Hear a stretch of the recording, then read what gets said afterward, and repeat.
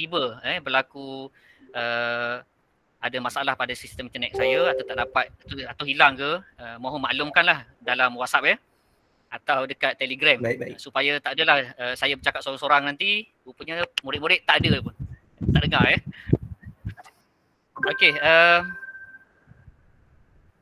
sebelum tu tahniah kepada semua murid yang hadir pada majlis atau seminar pada hari ini.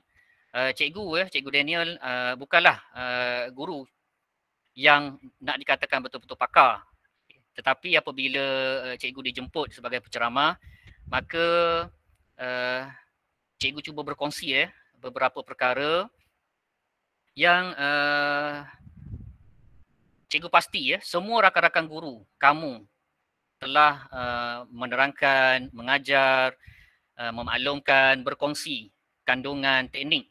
Cuma mungkin dari sudut penjenamaannya agak berbeza. Okay. Mungkin berbeza, mungkin sama. Jadi perkara-perkara yang dirasakan sesuai dengan apa yang cikgu sampaikan pada hari ini, jikalau dapat membantu dalam pemahaman dan peningkatan penguasaan menjawab dalam peperiksaan nanti, ambillah. Namun jikalau ada perkara yang mengelirukan kamu, kamu boleh ajukan soalan sama ada secara lisan ke atau secara bertulis di ruangan chat, supaya kita dapat elakkan daripada ceramah ini atau seminar pada hari ini tambah mengelirukan, okay, bukan tambah penguasaan. Okay, itu pesanan daripada cikgu dan saya harap juga daripada rakan-rakan guru sejarah, jikalau ada penerangan saya yang dirasakan sedikit tersasar, mohon maklumkan supaya kita tidak terpesong pula daripada kehendak sebenar. Okay, sebelum tu saya kongsi sedikit bahan.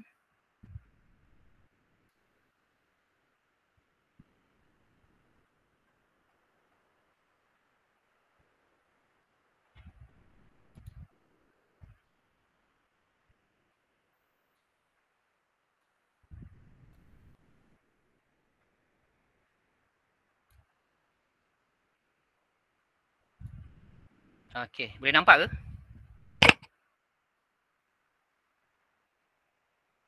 Boleh. Boleh, okey, terima kasih. Ini sudah dimaklumkan. Baik, untuk hari ini, jikalau diberi ruang atau masa yang cukup, cikgu cuba ringkaskan kepada 4 bahagian. Okay, sebelum masuk kepada segmen ini, 4 segmen cikgu panggil 4 segmen. Sebelum terlupa, seperti biasa apabila kita belajar, ini salah satu daripada pembelajaran, maka dimohon kepada semua calon SPM kohort 1 KSSM 2021, murid-murid semua supaya menyediakan alat tulis dan buku nota yang berkait dengan tajuk kita. Okay. Cikgu harap jangan dengar saja kalau dengar nanti masuk telinga kanan, keluar telinga kiri, habis. Sia-sia kita peruntukkan masa 2 jam untuk mendengar seminar atau ceramah pada pagi ini. Okay, InsyaAllah ada 4 segmen. Segmen yang pertama, kenali kertas sejarah SPM. Tak kenal maka tak cinta, tak kenal juga kita tak benci. Okay, itu falsafah yang cikgu sentiasa ulang sebut. Kita jangan cakap saya tak suka sejarah sebelum kita kenal subjek sejarah itu. Sebelum kita habis belajar apa kandungan sejarah, kita jangan cakap saya tak suka sejarah, saya tak boleh kuasai sejarah. Lepas dah baca semua, dah buat ulang kaji, dah buat latihan, masih lemah, baru kita bercakap saya kurang minat sejarah. Okay. Tapi sebaik-baiknya hilangkanlah perkataan itu sebab sejarah adalah mata pelajaran wajib lulus. Okay, yang pertama. Yang kedua, mari berkenalan dengan silibus. Okay, kita dah kenali kertas, maka kita kenali apa yang akan ditanya dalam kertas tersebut. Itu mari berkenalan dengan silibus. So, cikgu akan terangkan beberapa kandungan berkenaan mata pelajaran sejarah, tingkatan 4 dan 5. Yang ketiga, segmen ketiga adalah tips mudah menguasai sejarah. Yang ini walaupun bunyinya sedikit agak sudah hampir dengan peperiksaan, namun ada beberapa tips ini yang masih boleh dipakai oleh murid-murid untuk ulang kaji pantas. Dan yang keempat adalah contoh soalan. Okay, contoh soalan ni kena ingat dia murid-murid, bukan soalan spot dia. Okay, tak ada soalan spot. Lebih-lebih lagi ini tahun pertama SPM KSSM, maka istilah spot tu tak relevan. Cuma kita akan cuba berbincang beberapa tajuk-tajuk yang dirasakan agak penting. Okay. Kita gerak ya pada tajuk yang pertama. Segmen 1, kenali kertas sejarah SPM. Baik, ini secara bertulis. Okay. Murid-murid boleh nampak ya. Mungkin dalam kelas cikgu dah terangkan secara lisan. Jadi sekarang cikgu bagi namu nampak secara visual. Ada dua kertas sahaja untuk KSSM. Kamu tahun pertama kembali kepada tahun sebelum 2013 ya. Sebelum 2013 dulu pun ada dua kertas sahaja. Jadi KSSM ni kembali kepada dua kertas. Kertas satu ada satu bahagian saja dan kertas dua ada dua bahagian. Okay, ada 40 soalan objektif kertas satu wajib jawab. Manakala soalan kertas dua pula ada 4 soalan struktur wajib jawab bagi bahagian A dan ada 5 soalan esei jawab 3 bagi bahagian B. Kena ingat dia, struktur wajib jawab. Tak boleh ada nego ya. Okay, cikgu saya rasa tak boleh jawablah soalan satu, saya jawab soalan dua je. Cannot. Kalau kamu tak jawab soalan satu, kamu dah hilang 10 markah. Itu maksud wajib jawab. Manakala 3 wajib jawab daripada soalan esei bermaksud kamu hanya pilih 3 yang kamu rasa boleh dapat markah maksimum. Tak perlu jawab 4 atau 5. Kenapa? Sebab 3 markah tertinggi sahaja akan diambil. Dan kalau kamu guna masa untuk jawab 5 soalan, maka kamu dah hilang peruntukan masa khusus untuk menjawab soalan struktur dan esei. Lepas ni insyaAllah cikgu kongsi masa cadangan masa ya untuk menjawab soalan-soalan tersebut. Okay, pemberatan markah. Okay, pemberatan markah ini cara pengiraan baharu ya. 40 markah bagi kertas satu, tetapi wajarannya hanya 28.57% sahaja. Okay, wajarannya hanya 28.57% sahaja. Bermaksud satu kamu betul kurang daripada 1% markah yang kamu dapat. Manakala kertas dua pula memperuntukkan 100 markah dan wajaran markah, persentage markah dia hanya 71.43%. Okay. Secara mudah kalau kamu lihat kertas 2 sudah memberi markah yang amat tinggi ya, 71. Kamu dapat 100 markah kertas 2, kamu dah dapat 71.43%. Okay. Kalau dalam percubaan dah dapat A- lah. Dalam SPM tu kita tak boleh cakap lah ya. Mungkin kalau dia turunkan grade, so grade tu dah tinggi. Atau kalau dia masih kekalkan grade yang sama, maka kamu sudah dapat A-. Kalau kamu dapat kuasai keseluruhan kertas 2. Ini maksudnya kertas 1 kosong tau. Walaupun mustahil ada murid yang dapat kosong. Okay, kalau tembak semua A pun paling kurang murid akan dapat 7% paling-paling ya. Jadi kalau kertas 2 kamu dapat kuasai, cuba tambahkan bilangan markah betul dalam kertas 1 untuk kamu skor A+. Okay. Perlu ya kertas 1 untuk kita gerakkan grade tu supaya lebih tinggi. Baik, ini cara pengiraannya secara ringkas lah ya, secara ringkas. Kertas 1 campur kertas 2 bahagi 140 darab 100. Okay. Kenapa murid perlu tahu? Sebab kamu perlu tahu kedudukan semasa kamu. Okay, contoh ya, kamu buat latihan. Minggu ni kamu buat latihan set 1 soalan percubaan negeri Selangor contoh. Jadi kamu dapat kertas 1 25, kertas 2 dapat 75. Campur bahagi berapa, so kamu tahu berapa markah. Itu grade kamu semasa. Cubalah sampai seberapa kerap latihan set-set soalan daripada negeri lain kamu boleh jawab dan kamu letak markah tu supaya kamu tahu grade semasa kamu. Okey. Yang warna putih tu untuk dapat A+. Okay, kalau kamu bercita-cita untuk dapat A+, itulah anggaran markah yang kamu perlu dapat. 37, itu cadangan cikgu ya, 37 kertas 1. Tapi kalau kita lemah kertas 1 tak ada masalah. Yang penting markahnya 126. Kertas 1 campur kertas 2 mesti dapat 126. Kalau contoh kamu dapat 100 markah kertas 1, kamu dapat 26 je kertas 2. 100 markah kertas 2, 26 je kertas 1, maka sebenarnya kamu sudah dapat A+. Sebab sudah 126. Okay, jadi depends kepada kekuatan mana yang kamu nak. Kalau kamu kekuatan kamu di kertas 1, maka kertas 2 kamu kena drill supaya kamu dapat grade yang kamu nak. Kalau kamu dah dapat kuasai kertas 2, maka kamu drill kertas 1 supaya kamu dapat capai markah yang kamu nak, grand grade akhir yang kamu cita-citakan dalam SPM. Soalan, abaikan percubaan tempoh hari. Markah percubaan tempoh hari tidak ada lagi maknanya ya. Sebab apa yang dah lalu sudah berlalu. Yang penting adalah kamu kena lihat ke hadapan, tetapi kamu perlu tahu cara mengira supaya kamu boleh tahu di mana kedudukan semasa kamu. Adakah kamu berada di zon selesa, kamu berada di zon cemerlang, atau kamu berada di zon nyawa-nyawa ikan. Atau yang paling bahaya lagi, zon gagal kritikal. Markah 20 ke bawah, itu adalah gagal kritikal. Okay, jadi kena tengoklah di mana kedudukan kamu supaya kamu dapat istilah dia, kamu dapat guna makan ubat yang sesuai dengan penyakit. Kamu buat ulang kaji sesuai dengan grade kamu. Kalau kamu masih dapat markah 40 atau 25 dalam percubaan, kamu janganlah buat ulang kaji seperti nak dapat A+. Sebab nanti kamu akan rasa di pertengahan jalan kamu rasa penat. Lepas tu kamu tinggal. Yang dikendong tak dapat, yang dikejar tak dapat, yang dikendong berciciran. Tak nak macam tu. Jadi kena tahu grade mana kamu, di mana apa yang kamu nak capai, dan buatlah latihan yang sesuai dengan grade semasa dan apa yang kamu target dalam SPM. Biar realistik. Jangan dapat markah 20 percubaan nak target 100 untuk atau 90 dalam SPM. Biar realistik.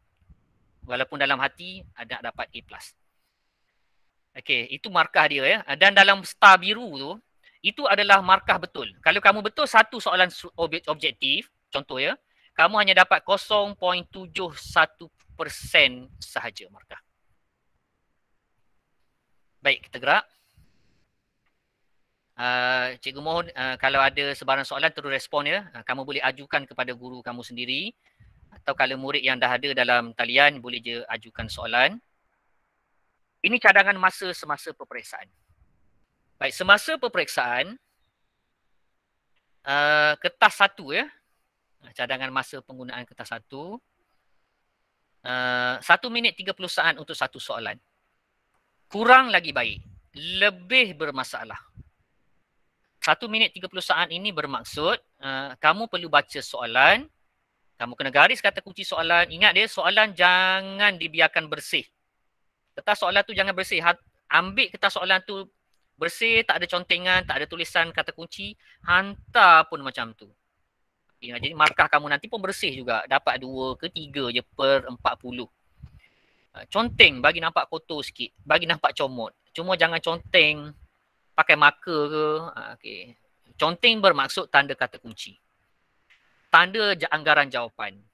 Tanda kebarangkalian jawapan. Contohlah jawapan A, kamu dah baca soalan 1, kamu tak boleh dapat jawapan. Tapi kamu jangka jawapan A salah, B salah. Potong jawapan tu guna pensel. Mungkin C dengan D je anggaran betul. Jadi lepas ni, kalaulah cikgu tak galakkan ya. Kalaulah dah hujung-hujung tu, cikgu saya dah ada tinggal seminit je. Ada 5 soalan saya tak boleh jawab. Tapi kamu dah buat tadi kebarangkalian mana dah potong. Jadi kalau kamu rasa nak pilih jawapan mana yang betul, orang panggil tembak lah jangan tembak. Maksudnya kamu tembak dengan lebih tepat sedikit anggaran. Bukan main tembak aja. Kena baca setiap soalan. Jangan anggap soalan tu susah, kamu tinggal. Baca soalan, buang kebarangkalian jawapan yang kamu rasa betul, salah. Tinggal kebarangkalian yang kamu rasa yang betul sahaja. Okay, supaya apabila kamu di hujung-hujung minit nanti, kamu ada ruang untuk memilih jangkaan jawapan. Pilih jawapan, lorek jawapan dalam borang dan semak jawapan. Itu 1 minit 30 saat. So, kalau dah 2 minit, baca soalan 1 dah 2 minit, tinggalkan. Baca soalan saja dah 2 minit. Maksud dia memanglah tak sempat habis jawab. So, tapi janganlah pula baca, cikgu saya baca dah habis lah. 5 minit saya baca habis 40 soalan. Tak boleh ya. Baca tanda kata kunci. Pilih jawapan dan tanda jawapan, semak jawapan. 1 minit 30 saat. Itu kertas 1 ya. Cadangan jawapan bagi kertas 2 pula. Kertas 2 disebabkan ada 2 bahagian. Ingat 2 bahagian. Bahagian pertama soalan struktur, 4 soalan. Bahagian kedua soalan esei, 3 soalan. Okey, bagi soalan struktur. Satu soalan struktur masa maksimum yang perlu kamu peruntukkan adalah 15 minit. Satu soalan. Bermula daripada baca soalan, garis kata kunci soalan, tulis isi penting pada soalan, tulis jawapan dalam buku jawapan dan semak jawapan. Apa maksud yang ketiga tu, tulis isi penting? Masa kamu baca, kamu catat sikit guna pensel ke dekat tepi soalan. Supaya apabila kamu nak menjawab nanti, kamu dah ada satu poin penting yang kamu nak tulis. Jangan buat ayat lagi ya, buat poin penting kat tepi soalan. Bukan apa ya, kita kena ingat kita apabila masuk tajuk lain, kita lupa. Jadi, semasa kita masih ingat tu, baca soalan kata-kata kunci, tulis poin kecil kat tepi soalan. Guna pensel tak ada masalah. Dah yakin semua jawapan tu dah okey, nak mula menulis, okey, kamu rujuklah jawapan tadi sebagai panduan. Lepas tu kamu tulis. Barulah tak ada istilah potong. Okay, apabila bermula potong-potong ni, maka mulalah kita stres. Apabila dah mula stres, mulalah blur, tak boleh jawab. Lepas tu tinggal. Tinggal kosong bermaksud kamu sudah buang markah. Masih menulis bermaksud kamu masih ada harapan untuk dapat markah. Penting menulis. Manakala soalan esei pula, satu soalan. Satu soalan ya, bukan 3 soalan 30 minit. Satu soalan 30 minit. 2 soalan 1 jam. 3 soalan 1 jam 30 minit. Jadi 1 jam 30 minit untuk bahagian esei. Kenapa masa banyak dekat soalan tu? Sebab dia membawa wajaran 60% ya, ketah 2. Besar tu. Sama juga baca soalan. Baca ke-5 soalan. Jangan baca 3 soalan. Baca 5 soalan. Okey, garis kata kunci, peruntukkanlah 1 minit ke untuk baca semua soalan. Fast reading ya. Baca soalan dahulu. Lepas tu pilih 3 soalan yang kamu jangka yang kamu boleh dapat markah maksimum. Okey, markah maksimum ni senang je. Kamu rasa kamu boleh dapat lebih daripada 15 markah untuk soalan tersebut, pilih. Kalau kamu rasa kamu dapat markah kurang daripada 10, abaikan dahulu. Okey, jadi kamu buat sendiri anggaran markah. Mungkin soalan A dapat 2 markah, soalan B dapat 7, soalan C dapat 7. 7, 7, 14, campur 2 dah 16. Pilihlah jawab soalan tu. Tapi kalau kamu campur A 1 markah, B pun dapat 2, C dapat 2 markah. 5 markah je, abaikan soalan tersebut. Okey, itu cara pemilihan soalan. Kecuali kamu dah buat macam tu, semua soalan pun kamu tak dapat 15. Carilah markah maksimum yang kamu dapat. Untuk 3 soalan. 3 soalan saja ya. Kamu jawab 4 soalan pun, dia akan pilih 3 jawapan yang terbaik. Dia takkan tambah 4-4 tu. Okay, jadi kena ingat, jangan rugikan masa untuk menjawab lebih soalan. Walhal kamu tak menjawab dengan baik untuk soalan-soalan yang wajib kamu jawab. Ingat, ya. Jangan sengaja letak dalam hati, cikgu saya memang nak jawab 5 soalan esei. Macam-macam mana saya nak jawab 5? Sebab saya nak cabar diri saya. Tak perlu nak cabar diri ya. Nak cabar diri lepas habis SPM jawab sendiri. 5 tu. 3. Okey. Boleh ya, jangan sengaja jawab. Tapi kalau jawab salah tak? Tak salah. Okey, cuma kamu rugikan masa. Okey, itu adalah cadangan soalan yang cikgu berilah ya, cadangan menjawab. Okey, kalau guru-guru kamu dah bagi cadangan dan sesuai dengan kamu boleh praktikkan yang sudah kamu laksanakan sekarang ya. Okey, itu segmen 1. Selesai segmen 1. Dah kenal soalan, dah kenal kertas, dah kenal cadangan masa. Okey, bahagian 2. Sebelum tu cikgu nak tanya respon lah. Ada murid, seorang tolong, kalau ada murid dalam talian seorang murid pun tak ada masalah lah, cikgu nak respon. Boleh tak untuk segmen 1? Kalau boleh, cikgu nak gerak segmen 2. Cakap. Okey, terima kasih Cikgu Syuhada. Terima kasih murid-murid ya. Okey, macam tu cikgu seronok ada orang. Kalau tak rasa macam cakap dengan laptop je. Baik, segmen 2. Mari, yang ini fokus lebih sikit anak-anak ya. Guru-guru kamu dah ajar di sekolah. Kalau kamu ambil tuition, guru tuition pun dah ajar. Cuma hari ini disebabkan dia panggil kita seminar, maka kita imbas kembali. Atau mungkin ada murid yang tenggelam terus masa PDPR, tak pernah timbul. Jadi hari ini kamu timbul. Cikgu harap dengan timbulnya kamu pada hari ini, kamu dapatlah apa yang dikongsi oleh guru kamu di sekolah sebelum ni. Cuma cikgu kongsi balik pada hari ini. Okay, mungkin cikgu yang berbeza, kamu rasa, oh cikgu, boleh jawab kot. Walhal kamu dah belajar kat sekolah. Okay, itu biasalah. Persepsi kita kan. Tapi itulah kelebihan apabila kamu dapat ramai guru yang berbeza. Okay, kita dapat, tapi kandungannya masih sama. Baik, okay, ini ya, bab. Ada 10 bab tingkatan 4. Tak payah bacalah bab tu. Bab memeningkan kepala je. Kalau baca lagi tak ingat. Banyak bab. Tingkatan 4. 10. Sampai cikgu pun tak ingat tajuknya. Banyak. Okay. Bab tingkatan 5 pun banyak. Okay, ada 10 lagi ya. Cikgu pun tak nak baca bab-bab ni. Sebab kamu boleh baca pada halaman depan buku teks kamu. Semua orang dah baca 10, 20 bab. Mungkin dia baca bab je. Dia tak baca pun kandungan. Itu masing-masing lah. Tapi cikgu nak ringkaskan bilangan dia. Cikgu nak kecilkan sikit bilangan. Dah sebut 10 tingkatan 4. Cikgu pun tak suka sebut banyak sangat 10. Cikgu nak kurangkan nombor dia. Tingkatan 4 sebenarnya ada 3 tajuk sahaja. 3 sahaja ya. 3. Okay, cikgu. Daripada 10 tadi, cikgu jadikan dia 3. Okay, 3. Yang pertama adalah nasionalisme di Malaysia sebelum Perang Dunia Kedua.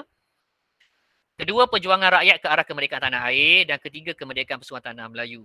Cikgu, kat mana cikgu dapat 3 ni? Cari tak pernah nampak pun dalam buku teks. Ini mungkin murid-murid cakap macam tu. Tapi semua rakan-rakan guru dah ada. Okay. Kami, guru-guru sejarah dah ada kitab kami sendiri. Dia panggil DSKP. Dokumen Standard Kurikulum dan Pentaksiran. DSKP ni ada benda ni. Okay. DSKP dah kecilkan sebenarnya daripada bab yang kamu baca 10 tu kepada 3 sahaja tajuk. Dan kalau kita ikut adat semasa KBSM, maka KBSM merujuk kepada perkara ini. Setiap tajuk wajib keluar sekurang-kurangnya 1 soalan. Kertas 2. Cikgu fokus kepada kertas 2. Kertas 1 dia semua, 1 bab 2 soalan. 20 bab darab 2, 40 soalan. Jadi kalau kamu dapat kuasai daripada kulit ke kulit bagi bab tersebut, kamu dapat 2 soalan sahaja. Jadi kena ingat dia 2 soalan sahaja. Kuasai 40 bab, kamu dah akan dapat 40 soalan. Nak kata susah, itulah lumrahnya. Nak kata senang, alhamdulillah. Tapi cikgu fokus kepada kertas 2 ya. Okey. Manakala tingkatan 5 pula, tingkatan 5 4 je. Jadi 3 campur 4 hanya 7 tajuk wajib. Bermaksud kertas 2 ada 9 soalan. Jadi 7 tajuk ini akan dapat 1 soalan bagi setiap tajuk. Dan mungkin ada 2 tajuk yang akan dapat 2 soalan. Okey, mungkinlah contohlah tajuk 1 dia dapat soalan 1 struktur dan dia dapat soalan 5 nombor soalan esei. Ada kemungkinan. Cuma bab mana itu kita tak tahu. Tajuk mana kita boleh jangka.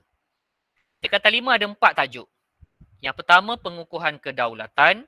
Kedua, pembentukan Malaysia. Ketiga, membina kemakmuran. Dan keempat, Malaysia di persada dunia. Okey. Kita gerak pula. Apa kaitan tajuk ini dengan bab? Ini yang ada kaitannya. Yang kamu duk belajar hari-hari tu. Tajuk-tajuk ini. Okay, dan tajuk-tajuk ini sebenarnya bab ya. Kamu belajar yang belah kanan tu. Yang ada bab 1, bab 2, bab 3, bab 4 tu. Yang kami, cikgu-cikgu kamu belajar adalah di bahagian kirinya.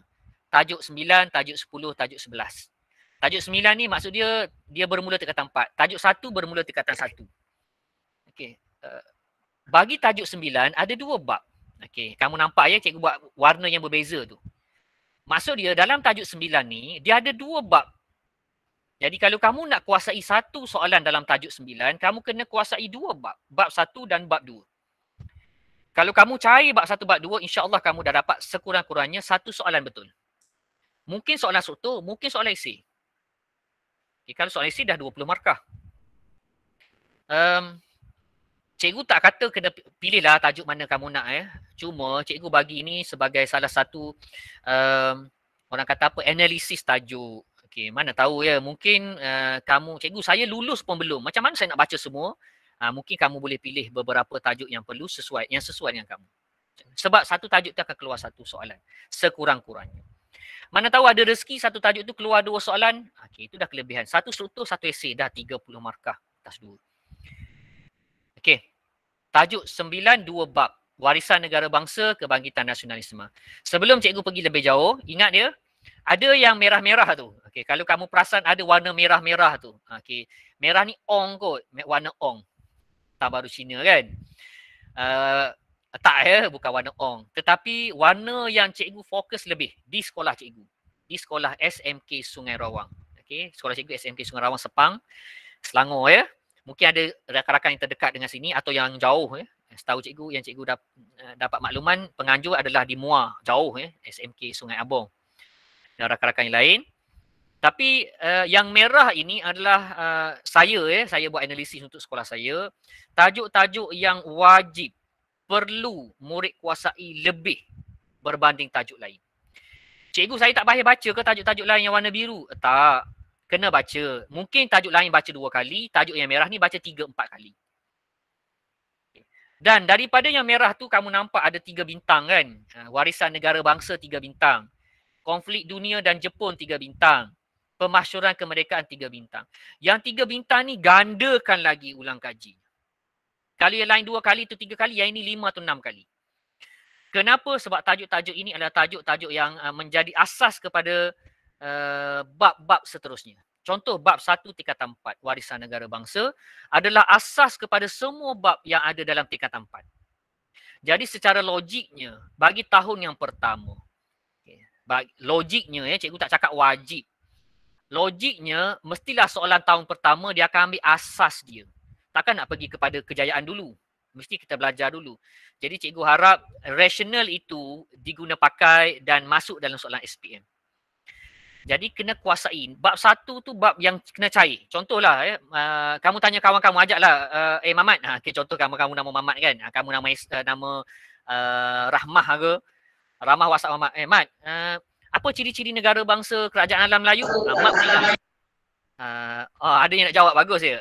RRUW. Cikgu suka guna formula. Raja, rakyat, undang-undang, wilayah. Okey, Mamat tu jawab tanpa fikir. Itu maksud kuasai bab 1. Kamu tak boleh, kejap mah.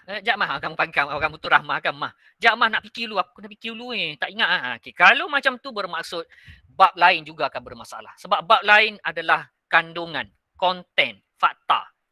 Bab 1 dia tema, dia lebih umum je cerita dia. Dia tak berkisar kepada fakta kronologi sejarah lagi. Sebab bab 1 adalah tema, tematik. Bab 2 hingga bab 10 adalah kronologi sejarah. Kamu tak ingat dia punya fakta, kamu tak boleh buat kronologi. Jadi bab 1 adalah bab paling senang untuk diingat, untuk difahami, untuk dikuasai dan untuk dijawab dalam SPM.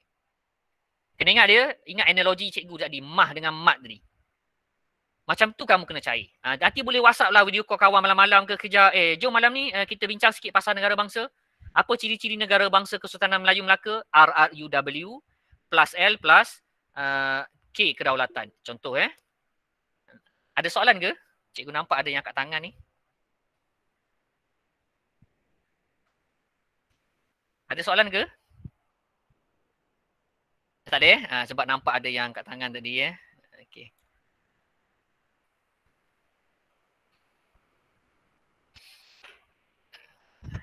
Okey, kita teruskan. Tak ada soalan lah tu. Mungkin tangan terangkat sendiri Okey, manakala tajuk-tajuk yang 3 bintang lain, bab 3 dan bab 10. Bab 3 uniknya adalah dia asas kepada perjuangan rakyat. Okey, nak ada perjuangan mesti ada faktor. Sebab sejarah berpijak kepada sequence and consequences. Okey, maaf ada iklan sekejap cikgu, sebab ada murid cikgu yang masuk juga. Nanti terus sambung je lah boleh dengar tak suara cikgu? Okey. Baik, maaf yang dalam talian sebab ada murid yang bersemuka juga, sekolah cikgu sendiri. Suara cikgu boleh dengar? Okey. Kita sambung. Baik, untuk Jepun. Okey, Jepun cikgu suka. Cikgu bukan suka Jepun tu Cikgu suka tajuk Jepun ni sebab Jepun menjadi trust kepada tajuk-tajuk yang selepasnya. Kalau tak ada Jepun, mungkin banyak peristiwa yang berlaku di Malaysia atau di negara kita pada hari ini tidak sama. Kenapa? Baca tajuk bab 3. Dan bab 10. Justifikasi tajuk ni Bab 10, kenapa bab 10 diberi fokus? Sebab bab 10 ni baru. Ada banyak perkara baru yang dimasukkan dalam buku teks. Tak pernah ada dalam buku teks KBSM. Mungkin rakan-rakan guru dah maklumkan kepada murid-murid. Antaranya adalah persediaan kemerdekaan. Persediaan kemerdekaan. Yang kedua adalah detik-detik merdeka. Okay. Itu antara perkara yang tak pernah disebut dalam buku teks sebelum ini. Dan tahun pertama kamu adalah tahun pertama tajuk ini ada.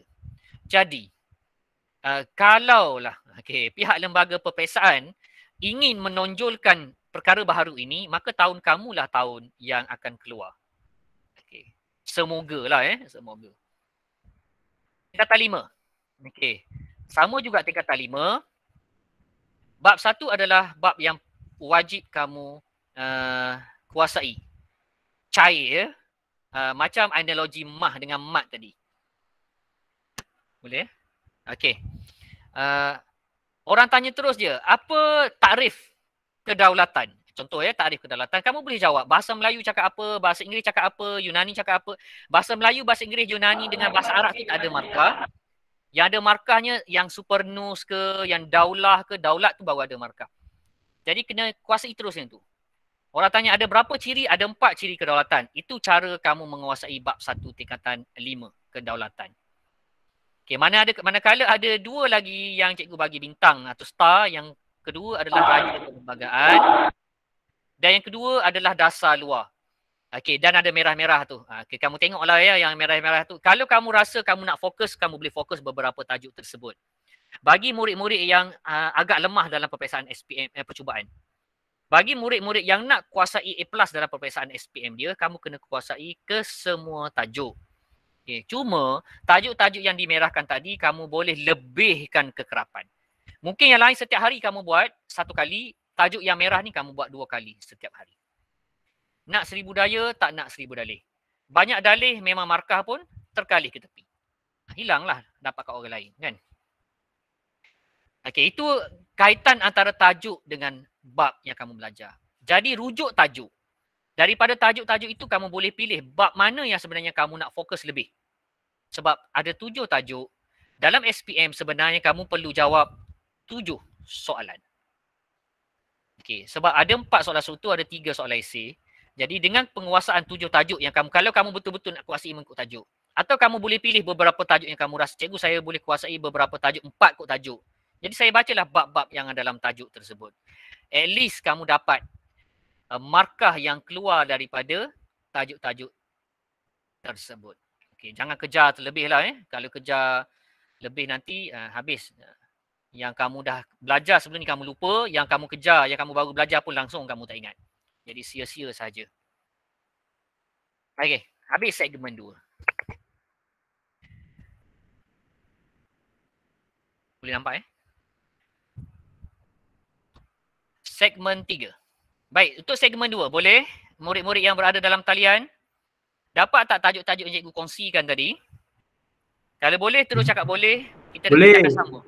Okey, terima kasih kepada yang boleh. Alright. Terima kasih Terima kasih pada boleh. Right. Good. Mantap. Boleh. Okey, banyak ya. Okey, boleh. Cikgu kita teruskan Seterusnya segmen 3. Okey, segmen 3 ini adalah tips. Sepatutnya tips ini diberi pada tahun lepas. Awal 2020 masa kamu mula-mula masuk form 4. Tapi disebabkan seminar ini berlangsung 2 bulan sebelum kamu ambil SPM, maka ambillah tips yang kamu rasa sesuai untuk kamu orang kata apa, pecut. Okey, kita tak boleh lari maraton. Sepatutnya tips ini untuk maraton. Tapi sekarang kita masuk untuk sprinter untuk pecut. 100 meter saja lagi tinggal. 2 bulan 200 meter lah tambah sebulan Okey, 200 meter pecut. Jadi kamu tak boleh ada lagi masa cikgu saya stop sekejap lah, saya belajar 3 hari saya stop. Tak boleh. Kamu kena tahan nafas hingga habis peperiksaan SPM. Pecut sampai habis. Okay, itu analogi. Jangan duk pecut bermula hari ni sampai periksa. Koma nanti. Okay, 3 tips. Ini cikgu panggil 3 tips. Tips mudah faham, mudah ingat, mudah jawab. Sepatutnya mudah faham dengan mudah ingat dah tak boleh pun. Kita perlu pergi kepada mudah jawab. Tapi disebabkan ada murid-murid yang masih belum faham tajuk, mungkin ada yang masih belum ingat, maka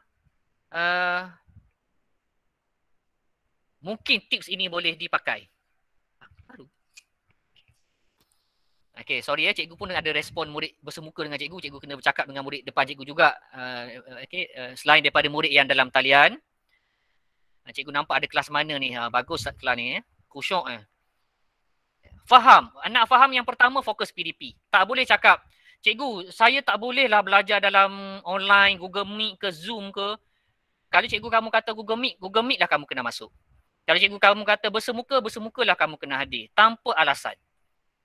Okay, banyak sangat alasan nak difikir. Sebenarnya kalau kamu hadir je, tak ada alasan. Tak ada cikgu kamu tanya, kenapa hadir sekolah hari ni? Tak ada kan? Okay, yang depan cikgu pun sama. Kami tak tanya murid-murid kami kenapa hadir. Kami akan tanya kenapa tak hadir. Jadi kamu kena fikir kenapa tak hadir. Menyusahkan diri sendiri nanti kan. Hadir dan fokus. Bermaksud sekarang ada 2 bulan kamu kena hadir setiap kelas yang guru kamu anjurkan. Bersemuka atau dalam talian. Okay. Sebab melalui PDP, fokus semasa PDP itu sebenarnya kamu akan dapat jauh lebih banyak berbanding kita sebut seminar ke, kita sebut tuition ke. Kalau turun dewa daripada langit ke bagi tuition kepada kamu pun sama je. Kalau tak fokus, sia-sia. Okey, apatah lagi kami cikgu-cikgu je yang tak ada super power. Kedua, garis masa. Okey, kejap lagi insya-Allah ya cikgu akan kongsi bersama murid cikgu di hadapan ni bersemuka. Ini cikgu baru siap saja dan murid dalam talian. Dan kamu adalah murid-murid pertama dalam talian dan bersemuka cikgu yang dapat garis masa 20 bab dalam satu garis. Okey, kejap lagi cikgu kongsi. Cikgu harap tak adalah yang pengsan tengah jalan ya. Dalam kelas tiba-tiba sawan ke atau koma terus Okay, sebab kita akan buat ulang kaji pantas kejap lagi. Kita pecut sikit. Cikgu baru siap dan kamu adalah orang-orang yang pertama yang terawal yang mendapat garis masa. Garis masa ni senang ya, SPMK, SSM satu garis sahaja. Dan garis masa ini umurnya sekitar 1,500 tahun sahaja tempoh masa. Berbeza dengan abang-abang dan kakak-kakak kamu tahun lepas dan tahun sebelumnya, garis masa mereka 2. Dan garis masa mereka usianya 230,000 tahun. Jadi kalau kamu rasa kamu susah, mereka jauh lebih susah. Berpuluh-puluh kali ganda. Jadi bersyukurlah kamu sejarah Malaysia je. Cuma penat sedikit kamu sebab sejarah Malaysia kamu adalah dalam. Okay, lebih dalam ya. In depth. Kedalaman tajuknya lebih dalam. Okay, in term of frame, time frame dia kurang, tetapi in term of in-depth, kedalaman konten atau kandungan lebih dalam. Okay, itu yang cikgu risau. Kalau kamu tahu-tahu, ya cikgu saya tahu Malaysia, Sabah, Sarawak, Singapura. Yang lain saya tak tahu. Saya tak tahu macam mana Sabah, Sarawak masuk. Habislah. Dulu boleh tahu kulit-kulit je. Sekarang kena tahu isi dia. Okay, itu kontranya KSSM. Pro-nya tajuknya lebih pendek tempoh masa. Dan ketiga, penggunaan formula. Sejarah tak boleh lari daripada formula. Mungkin cikgu dulu mantan bekas murid pure science. Jadi cikgu tak suka guna, bukan cikgu tak suka, cikgu kurang faham guna ayat panjang-panjang. Cikgu bukan orang daripada golongan art stream. Bukan orang-orang sastra atau bahasa yang mengarang panjang-panjang. Tetapi sejarah tak boleh lari daripada pembinaan ayat. Cuma untuk mengingat fakta, gunalah formula yang kamu senang ingat. Contoh yang cikgu tunjuk dekat slide tu. Boleh nampak kan? Formula dia sublit. Ini kita buat sendiri formula dia. Contoh, ini salah satu daripada tajuk yang ada dalam tingkatan 5, matlamat rukun negara. Okay, ada 5 matlamat rukun negara. S tu 1, negara yang bersatu. A, masyarakat yang adil. P, progresif, masyarakat progresif. LI, masyarakat liberal, dan D, masyarakat demokratik.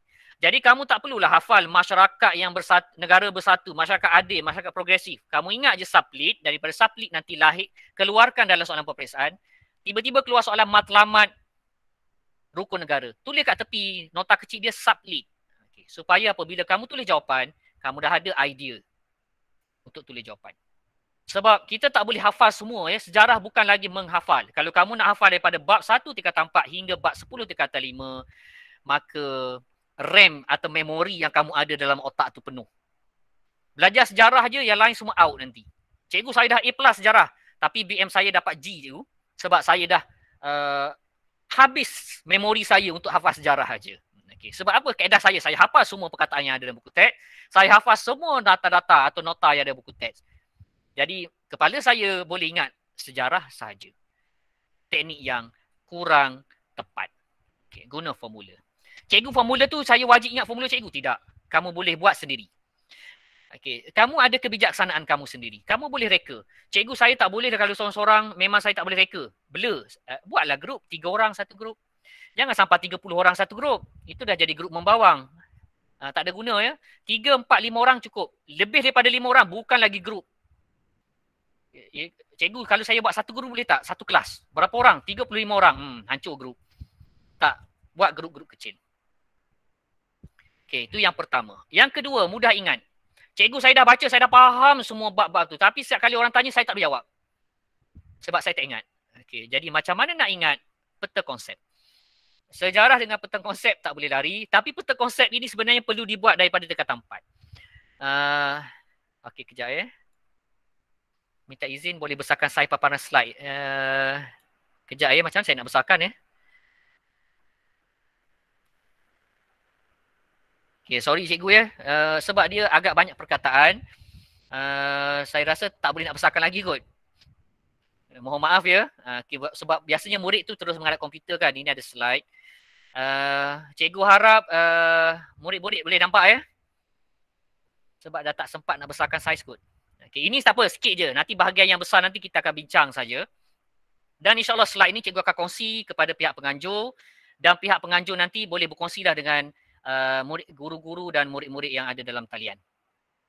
Okey, mudah ingat peta konsep. Peta konsep ni maksud dia setiap konsep-konsep penting dalam InsyaAllah cikgu. Okey, terima kasih cikgu ya. Setiap konsep. Sejarah tidak akan berdiri tanpa konsep. Bermaksud, kalau murid tak boleh kuasai konsep penting dalam bab tersebut, maksud dia murid itu sudah runtuhkan asas kepada bab tersebut. Kalau kamu tak ada asas, tak ada tiang nak bina rumah, maka kamu tak boleh bina bumbung dia. Kecuali ada magic dah kamu apungkan bumbung. Maksudnya konsep wajib. Jadi peta konsep bermaksud semua konsep asas dalam setiap bab, murid perlu kuasai itu dahulu. Jadi kalau nak buat ulang kaji bab 1 pun, kena kuasai semua konsep yang ada dalam bab 1. Jangan pula orang tanya, apa negara bangsa? Cikgu macam tak pernah dengar ya. Apa daulat? Oh tak. Macam tak ada kot dalam buku. Okay. Atau cikgu reka-reka. Itu yang bermasalah. Jadi peta konsep asas dia. Cikgu ada buat modul tetapi cikgu boleh kongsi modul tu nanti. Cuma kalau kamu sempat kamu gunalah cikgu tak nak tambah kerja tapi kalau sempat guna. Mungkin kamu boleh guna beberapa bab yang kamu betul-betul nak score. Peta minda, yang ni memang cikgu kamu sentiasa buat di sekolah. Peta minda pun boleh buat sendiri. Peta minda bermaksud kata kunci. Apa kata kunci? Ada 5 kata kunci trust. Nanti cikgu kongsi lepas ni. 5 trust ini yang kamu jadikan dia peta minda. Okay, jangan baca je buku teks tanpa hala tuju. Hala tuju tu trust. Ada 5 trust penting dalam setiap bab sejarah dalam buku teks. Dan last sekali nota pocket. Peta minda ke, peta konsep ke, isi-isi penting tadi ke, catat dalam nota pocket dan bawalah ke mana-mana sahaja. Okay, ke mana-mana sahaja kamu bergerak. Okay, tak kira lah Wak Ima kamu pergi shopping ke, jangan bawa masuk tandas je. Jangan membaca dalam tandas, tak berkat. Syaitan banyak dalam tu. Okay, jadi jadikan ruang lain. Sambil-sambil nak tengok TV ke, ada iklan sekejap 5 minit, baca. Apabila nota pocket, kamu tak rasa dia macam baca buku. Okay, nota tu buat sendiri. Jangan putus stick orang punya. Dan jawab. Saya dah ingat cikgu, saya dah faham, saya dah ingat. Tapi apabila saya jawab periksa, saya tak dapat markah penuh. Kenapa ya? Okay. Sebab berlaku di bahagian mudah jawab ni. Okay, kamu tak praktikkan tips dalam mudah jawab. So yang pertama, bagaimana kamu nak mudah jawab? Biasa bagi soalan objektif adalah latih to be topical. Untuk objektif, cadangan cikgu adalah sekurang-kurangnya 20 soalan setiap bab. Janganlah buat 2 soalan satu bab. Walaupun 2 soalan sahaja masuk satu bab, tetapi buatlah 20 soalan. Kita buat 10 kali ganda jangkaan, mana tahu rezeki Tuhan nak bagi, salah satu daripada soalan tersebut kita pernah buat. Jadi setiap bab buatlah 20 soalan latihan. Tak kisahlah soalan tu dalam bentuk Google Form ke, dalam bentuk Quizy ke, atau dalam bentuk Maujud ke, dalam bentuk cetak-cetakan ke. Okay, itu up to you. Atau ikut kaedah sekolah yang kamu guna pakai. Kalau nak senang, kamu boleh je cari-cari soalan kat mana dalam talian, kamu jawab dia tu kat Google Form. Tengok je. Setiap kali. Itu boleh buat banyak kali.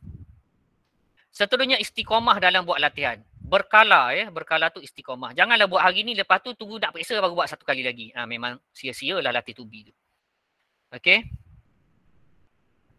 Seterusnya, daripada latih to be tadi, yang ini pun sepatutnya lebih awal. Tapi tak apalah. Sekurang-kurangnya kalau sempat buat. Analisis. Setiap murid mesti buat analisis soalan. Cikgu nak buat analisis macam mana ya?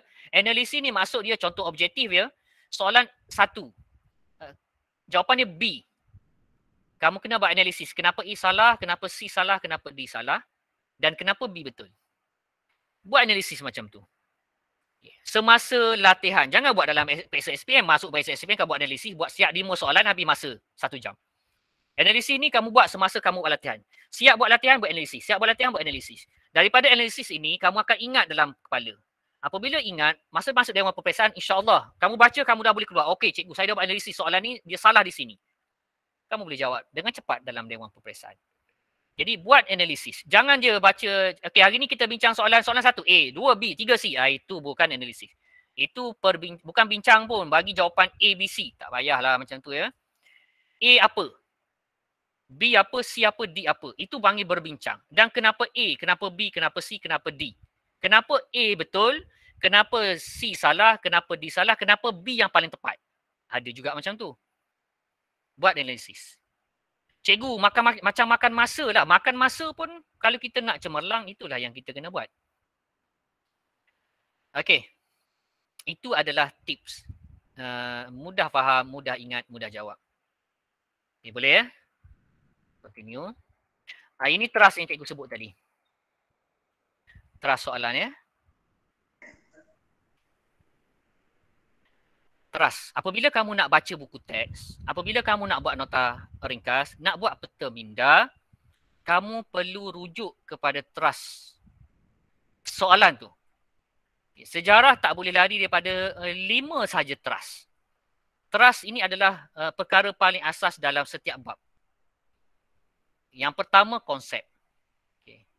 Trust yang pertama konsep. Atau nama lain konsep, mungkin dia letak definisi. Atau dia letak maksud. Atau dia letak takrif. Semua itu terangkum di bawah trust pertama, konsep. Setiap kali buka buku yang kamu nak belajar atau ulang kaji, kamu cari dulu konsep yang ada. Trust pertama. Jadi dengan trust pertama ini, kamu dapat tahu, okey cikgu saya fokus ini, saya tahu ini, saya perlu baca. Okay. Boleh yang pertama. Kedua, faktor. Sejarah tidak boleh berlaku tanpa faktor. Sebab sejarah adalah sebab akibat. Okay, mungkin ada nama lain dia panggil sebab. Sinonim dia sebab. Sama juga faktor. Atau English panggil sequence and consequences. Sejarah mesti peristiwa yang berlaku ada punca, ada sebab. Dan ada kesan atau ada implikasi, ada impak, ada kepentingan. Contoh ya. Jadi sejarah mesti 2 bahagian. Satu sebelum sejarah, sebelum peristiwa, dia mesti ada faktor. Selepas peristiwa, dia mesti ada kesan. Okay, jadi kedua faktor. The reason why it happened. Kenapa Malaysia dibentuk? Kenapa Jepun datang tanah Melayu? Kenapa Persekutuan Tanah Melayu dibentuk? Kenapa Malay Union gagal? Contoh, kenapa, biasa soalan kenapa itu adalah soalan faktor. Okay. Nanti kena lihatlah ya kata kunci pada setiap soalan. Ketiga, trust ketiga adalah ciri-ciri. Ciri-ciri ni, okay, kalau ya, cikgu bagi tahu dulu ciri-ciri. Ciri-ciri ni kalau tiba-tiba lah cikgu saya belalah dalam periksa, saya tak tahulah ciri-ciri negara bangsa tapi saya tahu konsep negara bangsa. Okay, untuk makluman murid-murid yang berada dalam talian dan di sini ya, di dalam surau ni ya, kami buat dalam surau ni, semuka ni. Ciri-ciri adalah huraian kepada konsep. Kalau kamu ingat konsep, kamu pecahkan konsep itu kepada isi-isi yang kecil, itu adalah ciri-ciri. Okay, sebab ciri-ciri ni bermaksud huraian kepada faktor. Ciri-ciri ni adalah huraian kepada faktor. Huraian yang lebih dalam, yang sudah diceraikan dia punya bilangan dia. Kalau tiba-tiba blur. Kalau tak blur, kamu ingat ciri-ciri negara bangsa, terus pergi kepada ciri-ciri negara bangsa. Tak perlu lihat lagi konsep negara bangsa.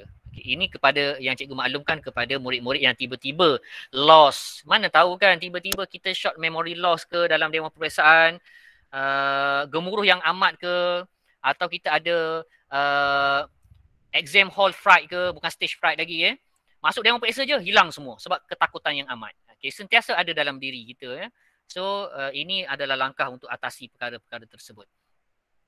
Selain daripada ciri-ciri, dalam teras yang ketiga, ada juga perkara lain. Antaranya adalah kandungan. Biasa soalan kandungan ni merujuk kepada perjanjian. Nyatakan isi kandungan perjanjian Persekutuan Tanah Melayu 1948.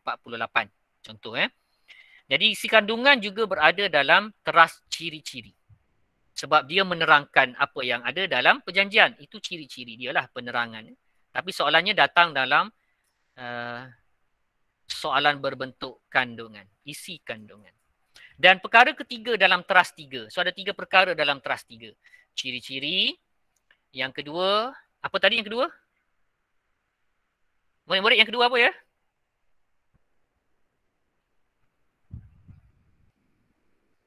Faktor. Yang kedua-dua selain daripada ciri-ciri tadi. Faktor. Yang faktor tu teras kedua kan? Yang ini teras 3, tapi teras 3 perkara yang kedua. Ciri-ciri. Selain daripada ciri-ciri apa?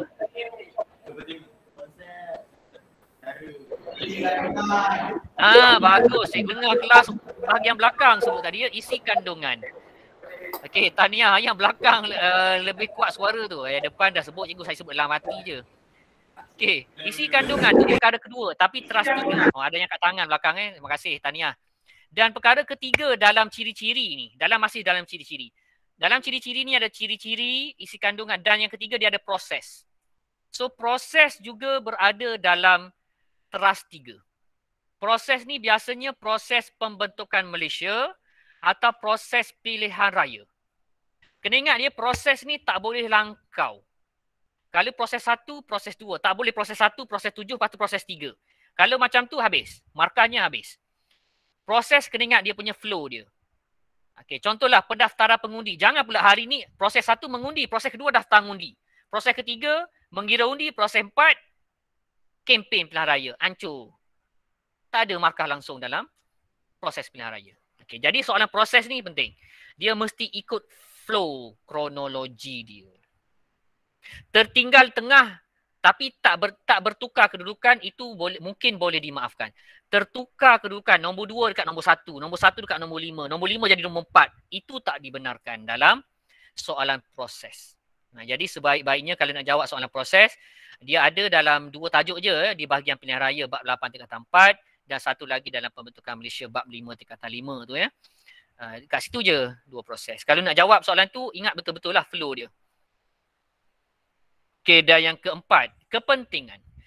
Sejarah dia mesti ada kepentingan tajuk. Kalau tak ada kepentingan belajar tajuk pendudukan Jepun, maka tak perlu belajar tajuk tu sebenarnya. Kenapa tajuk tu ada? Sebab dia ada kepentingan.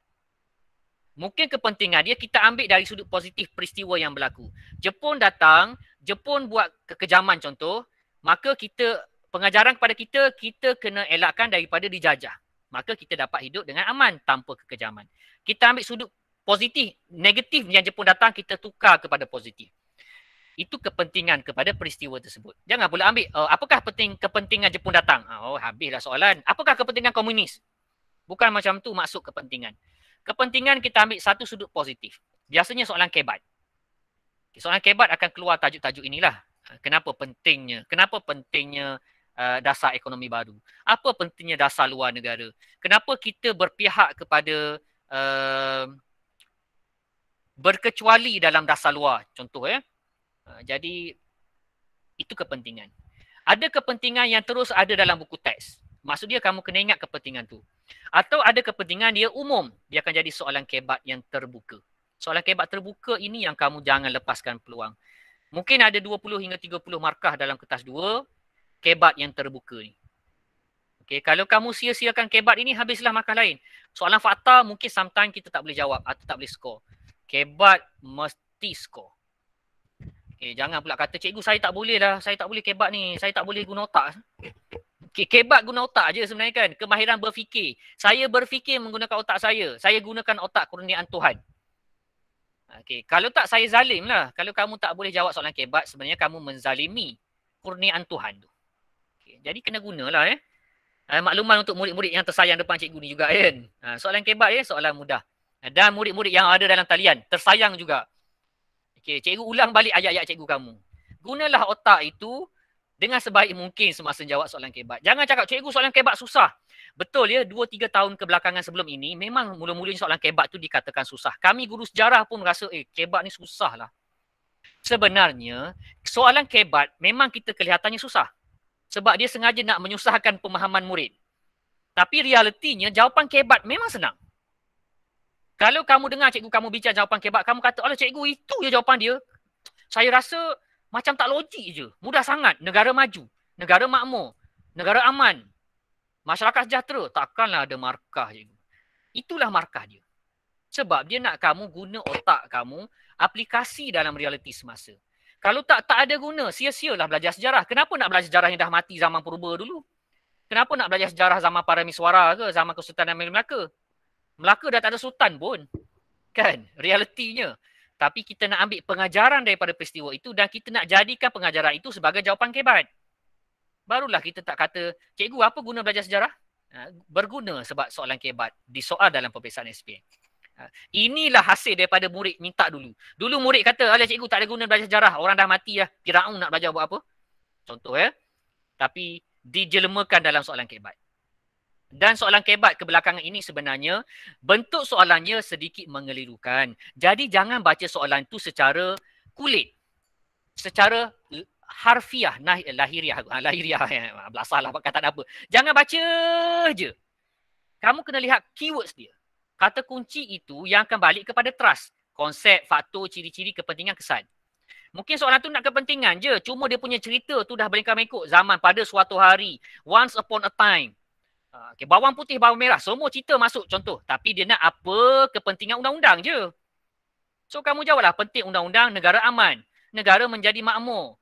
Rakyat sejahtera. Hidup rakyat bersatu padu. Itu jawapan dia juga. Cuma kena buat ayat.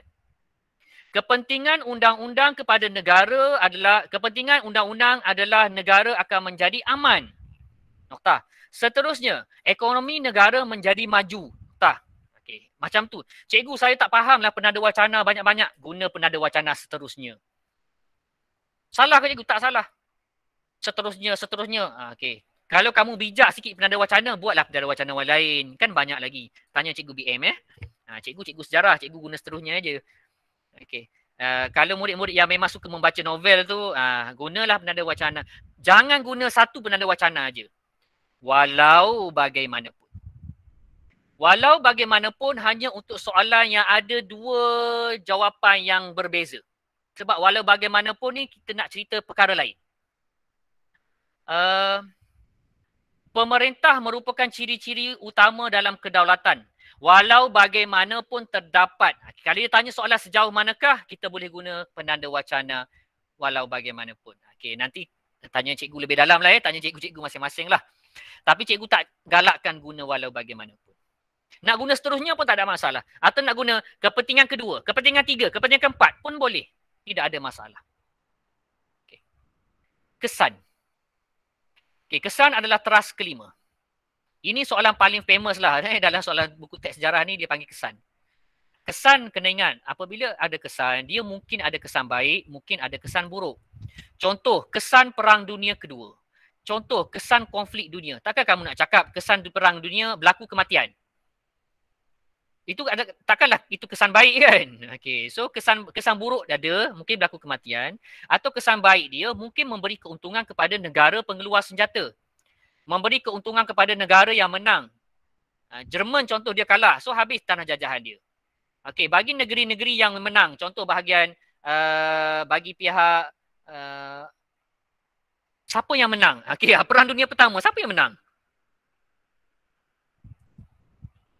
Okey, murid-murid dalam talian, dalam Perang Dunia Pertama, siapa yang menang? Siapa? Betul ke? Okey. Bagus.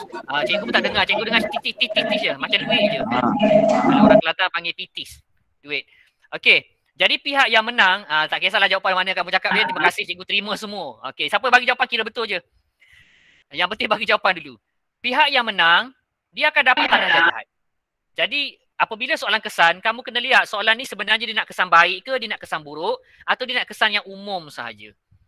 Sebab kalau dia nak dua-dua kesan, mungkin separuh markah dia kesan baik, separuh markah lagi kesan buruk. Okay, jadi rujuk soalan. Janganlah tiba-tiba nampak soalan tu jawab, oh saya overconfident. Habislah. Jangan overconfident ya. Jangan sesekali overconfident. Okey, itu trust soalan. Jadi kalau nak buat peta minda, guna konsep faktor ciri-ciri kepentingan kesan. Cikgu, saya buka buku tu, dia tak ada tajuk kesan. Tak apalah. Abaikan tajuk tu. Maksudnya soalan kesan bagi bab itu tak adalah. Dia mungkin ada faktor ciri-ciri kepentingan je bab tu. Jadi peta minda kamu hanya ada faktor ciri-ciri kepentingan. Dia bukan wajib ada kelima-lima. Tetapi ini adalah trust kepada kesemua tajuk yang ada dalam mata pelajaran sejarah. Okey, boleh? Kalau boleh cikgu nak teruskan. Kita dah 1 jam ni. Boleh kelas? Boleh. Okey, sambung ya. Kita sambung. Cikgu kena ngecek internet cikgu ni, risau tiba-tiba dia play out. Okey, thank you. Kita pergi kepada trust jawapan. Okey, trust jawapan ni kalau dulu kita sentiasa sebut PES, politik, ekonomi, sosial. Semua tajuk yang ada dalam buku teks sejarah, dia tak boleh keluar daripada politik, ekonomi, sosial. PES. Jangan tambah T kat belakang. Nanti tak ada sia-sia. PES je, makhluk perosak. Ini PES saja, politik, ekonomi, sosial. Jadi apabila menjawab, kamu kena faham soalan ni nak tajuk politik ke, tajuk ekonomi ke, tajuk sosial. Cikgu saya tak sukalah politik tu kan parti-parti tu. Bukan politik itu saja. Politik melibatkan 3 perkara. Politik adalah kuasa, politik adalah kawasan, politik juga melibatkan undang-undang. Okey, so kuasa, kawasan dan undang-undang itu politik. Cerita tentang kuasa semua berkaitan politik. Cerita tentang kawasan ni maksud kawasan wilayah yang diperintah oleh pemerintah negara tersebut, maka itu politik. Kalau kamu sebut pentadbiran, okey, pentadbiran itu kuasa lah. Undang-undang, perlembagaan persekutuan, itu masih tajuk politik. Jadi kalau nak jawab soalan ni, oh cikgu saya tahu soalan ni sebenarnya berkisar tentang tajuk politik. Jadi jawapan kamu masih berkisar dengan politik. Atau tajuk dia tentang duit, tentang keuangan, bahan mentah. So jawapan kamu akan berkisar tentang ekonomi. Okey, dan sosial. Okey, selain daripada politik dan ekonomi, pendidikan ke, kebudayaan ke, kesenian ke, seni bina ke, kesihatan ke, infrastruktur ke, itu semua pergi kepada sosial. Okay, itu teras jawapan lah. Kalau kamu nak senang ingatlah politik, ekonomi, sosial. Tapi dalam periksa nanti kamu tak perlu pun asingkan politik, ekonomi, sosial. Cuma supaya kamu senang ingat apabila kamu nak buat ulang kaji. Okay. Baik, boleh ya? Yang ini kita baru sampai kepada garisnya. Okay, garis ya. Sekejap ya. Take 30 second cikgu dahaga.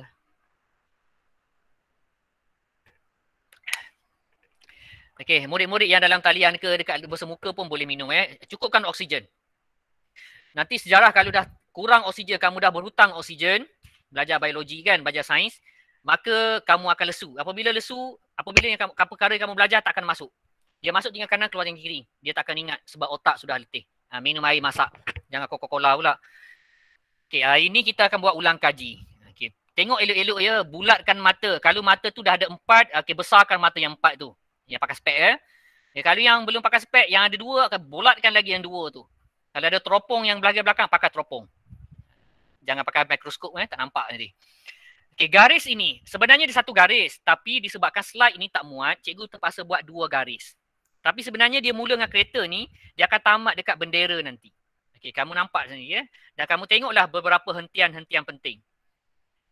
Ulang kaji. Kamu lihat hentian ini, cikgu lebih suka cadangkan kalau murid sekolah cikgu ke atau yang cikgu pernah bagi seminar ceramah sebelum ni. Cikgu sekarang di sekolah kan balik nanti. Kalau sebelum ni kita orang buat memang di rumah, tak boleh sebut balik kan. Balik nanti ambil kertas mahjong, buat garis masa ni atas kertas mahjong. Catatkan hentian-hentian. Ada beberapa pit stop ni. Kalau naik kereta kan ada pit stop lumba tu. Setiap hentian ini ada tajuk-tajuk penting. Keyword-keywords dia. Keywords ini yang perlu kamu ingat. Kalau kamu rasa kamu buka tajuk ni, kamu dah ingat keywords ni. Maksudnya kamu dah boleh kuasai bab tu. Okey, kita akan pergi kepada garis masa bermula dengan NB. Bukan MB ya, Menteri Besar. Ini NB. Negara. Okey, dalam talian cikgu nak sambung. B tu apa agak-agak? N tu negara. B? Bangsa. Bagus. Okay. Bangsa. Alright. Bangsa. Okay, thank you. Kat kelas pun jawab bangsa ya. NB tu negara bangsa. Cikgu suka buat N stroke dash B. Okay. Formula ni cikgu Daniel yang buat. Jadi, jangan tulis dalam peperiksaan SPM. Sebab tak ada markah yilek, nahi, po. Zero markah ya. Link. Kosong markah kalau kamu jawab NB. Cikgu saya malas nak tulis negara bangsa. Saya tulis N dash B. Habis. Lepas tu salahkan cikgu pula kan. NB ni formula yang cikgu guna ringkasan dia. Tapi dia bermaksud negara bangsa. So, first pick stop negara bangsa. Second, nasionalisme sorry, cikgu masih ingat murid cikgu sebelum ni. Cikgu pernah ajar ya dalam 5-6 tahun lepas. Dia confident je jawab nasi lemak. Sebenarnya nasionalisme. Okay. Tapi tak apalah ya, cikgu masih ada memori indah dengan dia lah sampai sekarang cikgu ingat perkataan nasi lemak. Kamu jangan tulis nasi lemak dalam periksa, tak ada markah nanti. Nasionalisme. Okay. Tajuk yang paling digeruni oleh murid-murid. Okay. Kalau murid-murid boleh kuasai nasionalisme ni, maksudnya murid tak ada lagi tajuk yang susah. Kecuali ada satu tajuk bab 8 tingkatan 5 ya, ada satu lagi. Itu tajuk yang suka ganggu orang tu. Tajuk-tajuk yang berhantu sikit, ada saka kot tajuk tu. Nasionalisme. Tajuk paling dalam tetapi tajuk yang agak menyeronokkan. Kalau kamu belajar dengan cara yang seronok, tajuk ini sebenarnya seronok. Sebab kita cerita tentang dunia luar sekejap ya. Kita pergi dekat Amerika, kita pergi dekat England, kita pergi sekejap dekat Perancis, lepas tu kita pergi Mesir, China, India, kita gerak masuk ke Myanmar, kita pergi Indonesia, kita singgah Thailand, kita minum kopi sekejap dekat Indonesia. Okay. Dan akhir sekali, kita balik baring dekat Malaysia. Jadi bab 2 ni kita menjelajah sekejap dekat dunia luar. Kamu kesian juga ya sebab tak cerita dunia luar. Tak seronok juga. Jadi kena seronok bab 2. Kalau cikgu seronok bab 2. Tetapi mungkin murid-murid kurang seronok lah sebab banyak kan. Cikgu kalau saya baca bab 2, semua 19 bab lain hilang daripada kepala saya. Okay, jadi jangan baca bab 2. Okay. Kalau kamu rasa dengan bab 2 habis memori dalam kepala kamu, jangan bacalah Okay, tapi at least kena belajar bab 2 sekali. Seterusnya PD2. Bukan Port Dickson 2 ya. Mungkin ada murid yang daripada Port Dickson. Ini bukan Port Dickson. Ini Perang Dunia Kedua. Kenapa cikgu fokus Perang Dunia Kedua? Sebab cikgu nak sentuh tentang Jepun. Cikgu asyik-asyik Jepun je. Minat Ultraman ke? Doraemon. Cikgu minat Doraemon je. Perang Dunia Kedua sebab Jepun. Daripada Jepun baru kita ada perjuangan tempatan tu. Perjuangan kebangsaan sebenarnya hasil daripada pendudukan Jepun. Jepun membangsakan kita. Dia buat penjepunan, the Japanization di tanah Melayu dengan menjadikan satu bahasa pengantar untuk pendidikan. Maka kita ambil daripada Jepun. Kalau British sampai sekarang kita tak akan buat pengantar bahasa Melayu. Okay, jadi terima kasih jugalah kepada apa yang Jepun bawa. Walaupun kita tak berterima kasih kepada semua perkara tu. Seterusnya BMA, British Military Administration, pentadbiran tentera. Pentadbiran tentera ya, disebabkan apabila Jepun masuk sebelum ni, British kalah. Kenapa British kalah? Sebab British ditadbir oleh orang politik. Orang politik biasalah berlaku perang dia lari dulu. Jadi British bawa lepas Jepun kalah, dia bawa askar sendiri. Dia bawa tentera yang mentadbir. Tapi faham-fahamlah pentadbiran tentera. Kenapa? Seronok kan? Keras. Maka ditukar kepada MU. Manchester United. Malayan Union. Okey, soalan cikgu kepada murid-murid dalam talian. Malaya Union gagal ke berjaya? Gagal. Gagal. Okey, gagal. Gagal. Okey, kamu baca MU sebenarnya kamu boleh jawab PTM 1948. Semua isi yang berkait MU, kamu tukar dia akan jadi jawapan untuk PTM. Orang yang menyokong MU semua dia menentang PTM. Orang yang menentang MU, semua dia tentang PTM. Jadi kamu belajar MU, kamu boleh jawab PTM 1948. So kamu tak boleh guna alasan, cikgu saya tak baca PTM 48, tiba-tiba keluar. Tapi saya baca MU. Guna jawapan MU, kamu tukarkan dia kepada PTM. Kalau dulu dia menentang, sekarang dia menyokong. Kalau dulu dia menyokong, sekarang dia menentang. Okay. Jadi boleh guna at least daripada kamu tinggal terus soalan tu, biarlah kurang-kurang ada juga markahnya. Okay, terus PTM 48. Okey, ini PTM, Persekutuan Tanah Melayu 48 yang cikgu cakap tadilah. Hasil daripada kegagalan MU, maka lahirlah PTM. PTM 48 ni secara senangnya kita sebut dia adalah bayangan, the shadow of 1957, Persekutuan Tanah Melayu 1957.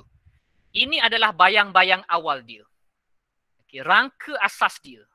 Jadi kalau tiba-tiba keluar juga soalan PTM, kamu baca PTM 1948, tiba-tiba keluar PTM 1957, masih boleh guna jawapan dia.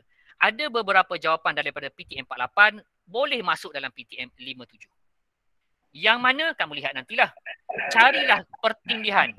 Yang mana yang kamu buat adalah subset tu kan, matematik tu, yang mana yang bertindih dalam dia punya gelong-gelong tu, baca lebih. Sebab itu kamu boleh jadikan jawapan-jawapan penyelamat. Terus, komunis dan darurat. Komunis dan darurat ni sebenarnya entiti yang datang bersama. Disebabkan komunis, darurat ni datang. Ini darurat zaman komunis. Bukan darurat COVID baru ni. Okay, ini darurat komunis 1948, 1960. Disebabkan komunis itu, maka ada darurat tu. Seterusnya, JAK, Jawatan Kuasa Kerajaan. Ini cikgu tak nak sentuh. Sistem ahli tu penting. Okey.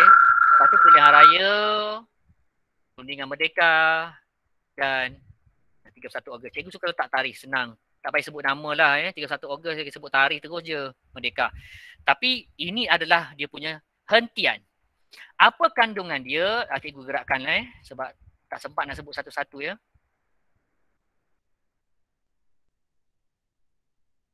Okey, cikgu gerakkan dahulu.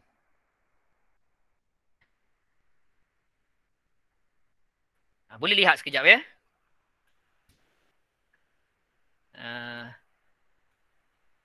Okey, cikgu mohon kamu lihat slide sekejap dan cikgu minta 1 minit untuk kita hiatus rehat seketika. Okay. Boleh ya penganjur moderator, saya mohon rehat 1 minit. Boleh. Okey, terima kasih moderator. Boleh tuan. Okey, terima kasih. Bagi murid-murid, cikgu nak kamu lihat sekejap.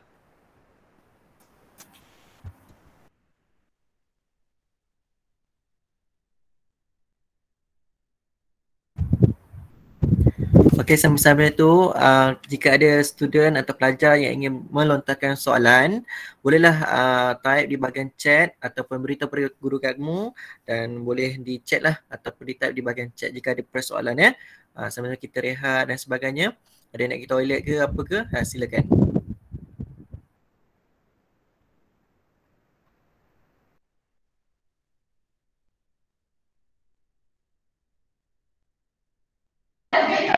Assalamualaikum.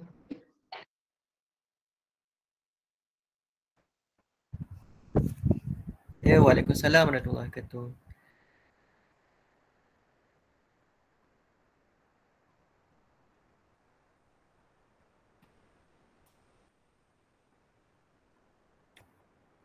Jika ada persoalan bolehlah di type di bahagian chat Kita tunggu respon daripada penceramah lah kemudian ya. Terima kasih.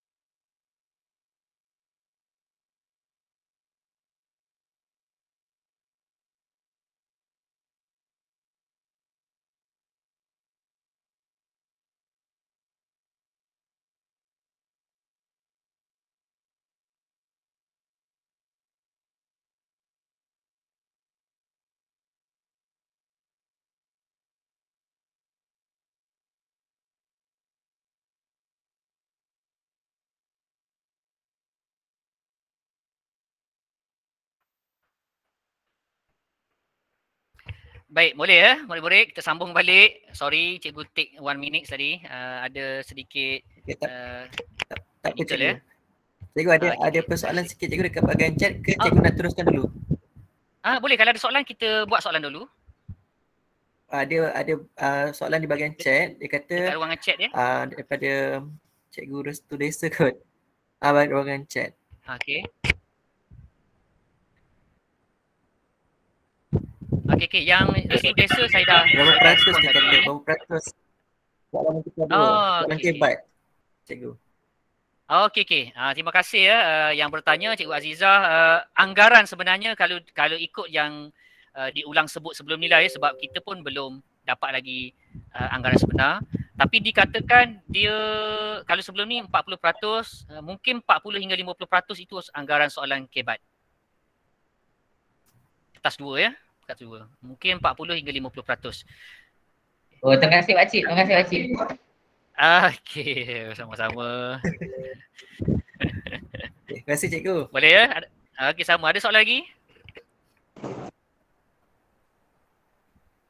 Tak ada ya? Ada persoalan? Tak ada. Kalau tak ada kita teruskan cikgu Daniel. Kalau ada soalan kita boleh tanya je. Kalau tak ada soalan cari teruskan ya. Silakan cikgu. Okey. Terima kasih. Okey, seperti yang murid nampak, yang ni cikgu tak boleh nak sebut satu-satu ya. Cikgu pasangkan dahulu sebab kalau nak sebut satu-satu kita kena tambahlah 1 hari lagi ya. Jadi kita tak cukup bilangan hari dah. Ini saja yang ada. Sebab lepas ni hujung sikit nanti cikgu insyaAllah cikgu nak cuba kongsi bagaimana kamu nak jawab soalan kebat. InsyaAllah soalan kebat. Yang merah-merah ini adalah isi-isi utama yang perlu kamu ingat apabila kamu buat ulang kaji. Jadi kamu dah ada panduan untuk kamu ulang kaji. Contoh kamu nak ulang kaji rondingan mereka, kamu terus fokus kepada rombongan mereka dan Suruhanjaya Red. Jadi cikgu dah kecil-kecilkan, cikgu dah buat analisis tajuk-tajuk ini. Ini cadangan cikgu ya. Maksud dia dengan penguasaan kamu, kalau kamu baca timeline ni, garis masa ni, kamu rasa cikgu saya dah boleh jawab semua yang ada kat sini. Maksud dia kamu dah kuasai semua garis masa yang ada dalam tingkatan 4. Semua kandungan tingkatan 4. Tapi kalau kamu tengok, cikgu faktor PTM tak pernah dengar lah. Bermaksud masih ada masalah. Jadi cuba tengok dan tulis dan daripada sini kamu akan nampak di mana masalah sebenarnya kamu. Bagi ubat untuk masalah itu saja. Jangan ada ulang kaji daripada negara bangsa balik. Cikgu setiap kali ulang kaji saya akan mula daripada bab 1. Lepas tu sampai bab 2 saya dah tak boleh. Itu cara yang kurang sesuai lagi. Contoh kamu bab 1 dah lepas. Settle lah. Yang kamu belum dapat, kamu ancaman komunis. Cikgu kalau baca ancaman komunis saya tak boleh ingat apa-apa. Okey, buka bab 6 tu, baca ancaman komunis. Itu cara untuk kamu ulang kaji dalam tempoh masa yang amat singkat ni. Okey, sekarang kita pergi kepada garis masa tingkatan 5. Kita sambung lagi hentian tingkatan 5. Mungkin ada 5 minit ya, 5 atau 10 minit lagi kita akan buat untuk ini. Lepas ni kita akan masuk kepada jom kita selongkar beberapa bentuk soalan. Okey, hentian tingkatan 5. Tadi kita dah henti rehat lama. Okey, kita berhenti pada pit stop yang agak lama ya, isi minyak dulu kalau kita lomba.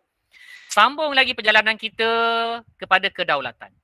Seperti yang cikgu dah sebut tadi, kedaulatan adalah perkara wajib dalam tingkatan 5. Bab 1. Tidak boleh tidak. Analogi mat dengan mah tadi perlu kamu pakai. Mat, cuba kau sebut sikit apa jenis kedaulatan. Mak pun sabar. Cikgu. 1, 2, 3, 4. Ada 4 jenis kedaulatan. Apa yang sebut terus? Jangan sebut nombor aja. Kalau sebut nombor aja tak ada markah pun ya.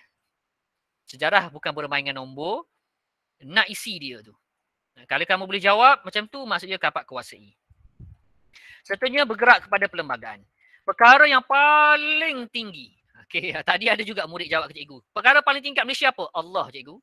Okey, janganlah jawab macam tu ya. Betul lah kan. Jawapannya memang Allah. Apa-apa cerita pun Allah je nombor 1 kan. Kalau kita nak cerita paling tinggi kekuasaannya. Ada yang tanya soalan ke? Okey, cikgu 40% lah. Okey, ada cikgu yang dah kat ruangan komen tadi ya. Okey, terima kasih.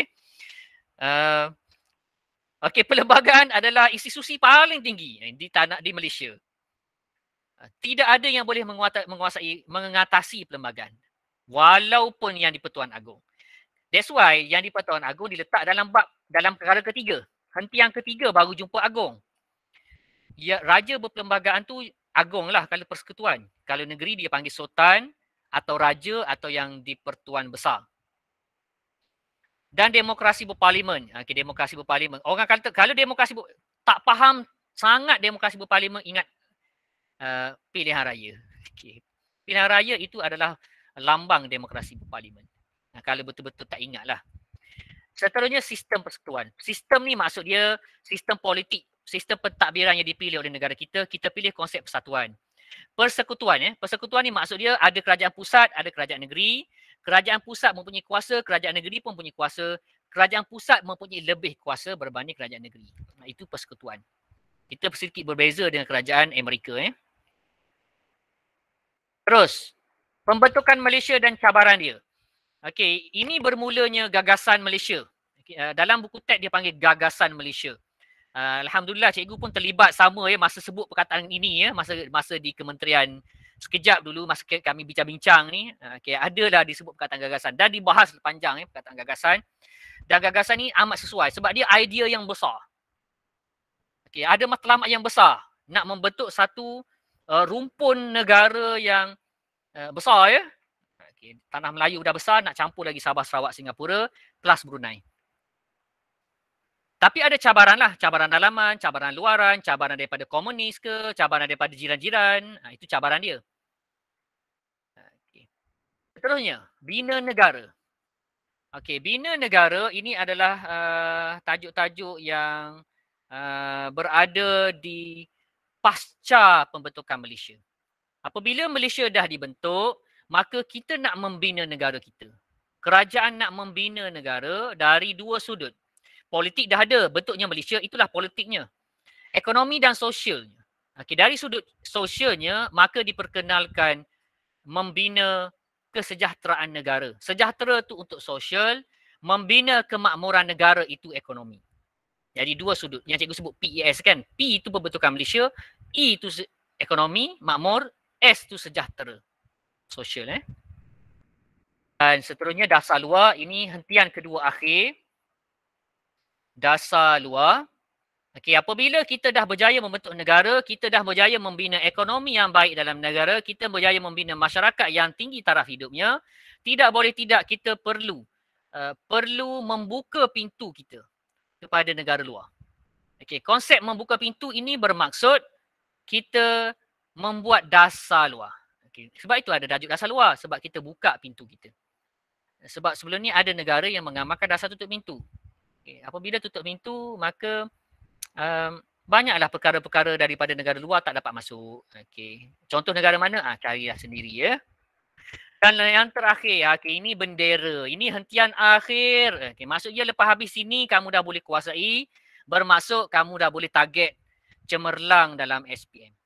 Tapi kalau kamu dah tengok semua, separuh je kamu rasa pernah dengar, maka anggarannya separuh daripada grade SPM. Jadi kena tambah baiklah. Okey, cikgu klikkan dia punya kandungan dia Okey, ini apa yang penting yang perlu kamu tahu dalam tingkatan 5 tu. Okey, sorry lah dia memang sedikit kecil sebab slide ni tulisannya tak boleh nak besarkan lagi. InsyaAllah cikgu kongsi bahan nanti, insyaAllah lepas habis nanti cikgu akan kongsi terus. Nanti minta daripada pihak penganjur cikgu akan kongsi semua slide yang ni yang ada.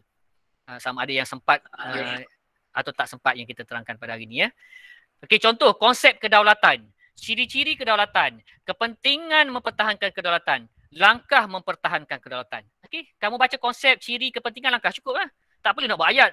Antara konsep kedaulatan, nak hafal macam tu, buat apa pula? Merugikan kita punya simpanan memori kita yang amat terhad tu.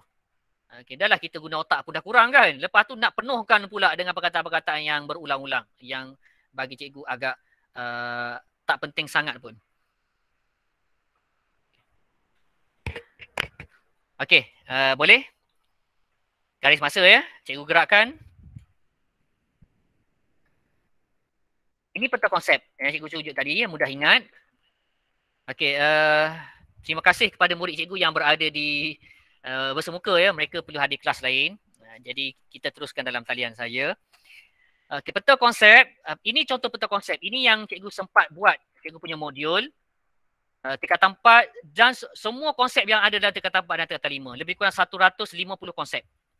Semua ada dalam modul tu dan insyaAllah kalau murid-murid nak atau guru-guru nak, cikgu akan bagi kepada pihak penganjur secara soft copy. Nanti pihak penganjur boleh kongsi dengan murid-murid ya. Mungkin murid-murid nak buat ulang kaji bab 1 je. Jadi carilah konsep dalam bab 1. Dah ada halaman, cuma jawapan saja yang cikgu tak berilah. Okay, nanti boleh buat sebagai langkah ulang kaji dia.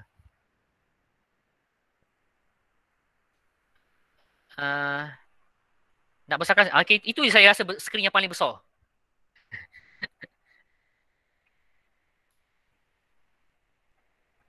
Boleh nampak tak cikgu? Saya rasa itulah skrin paling besar saya boleh buat. Sorry cikgu Hafir.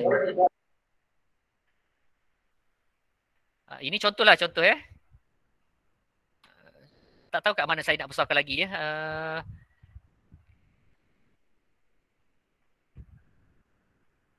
Sorry cikgu ya. Yang ini tak apa, saya paparkan sahajalah.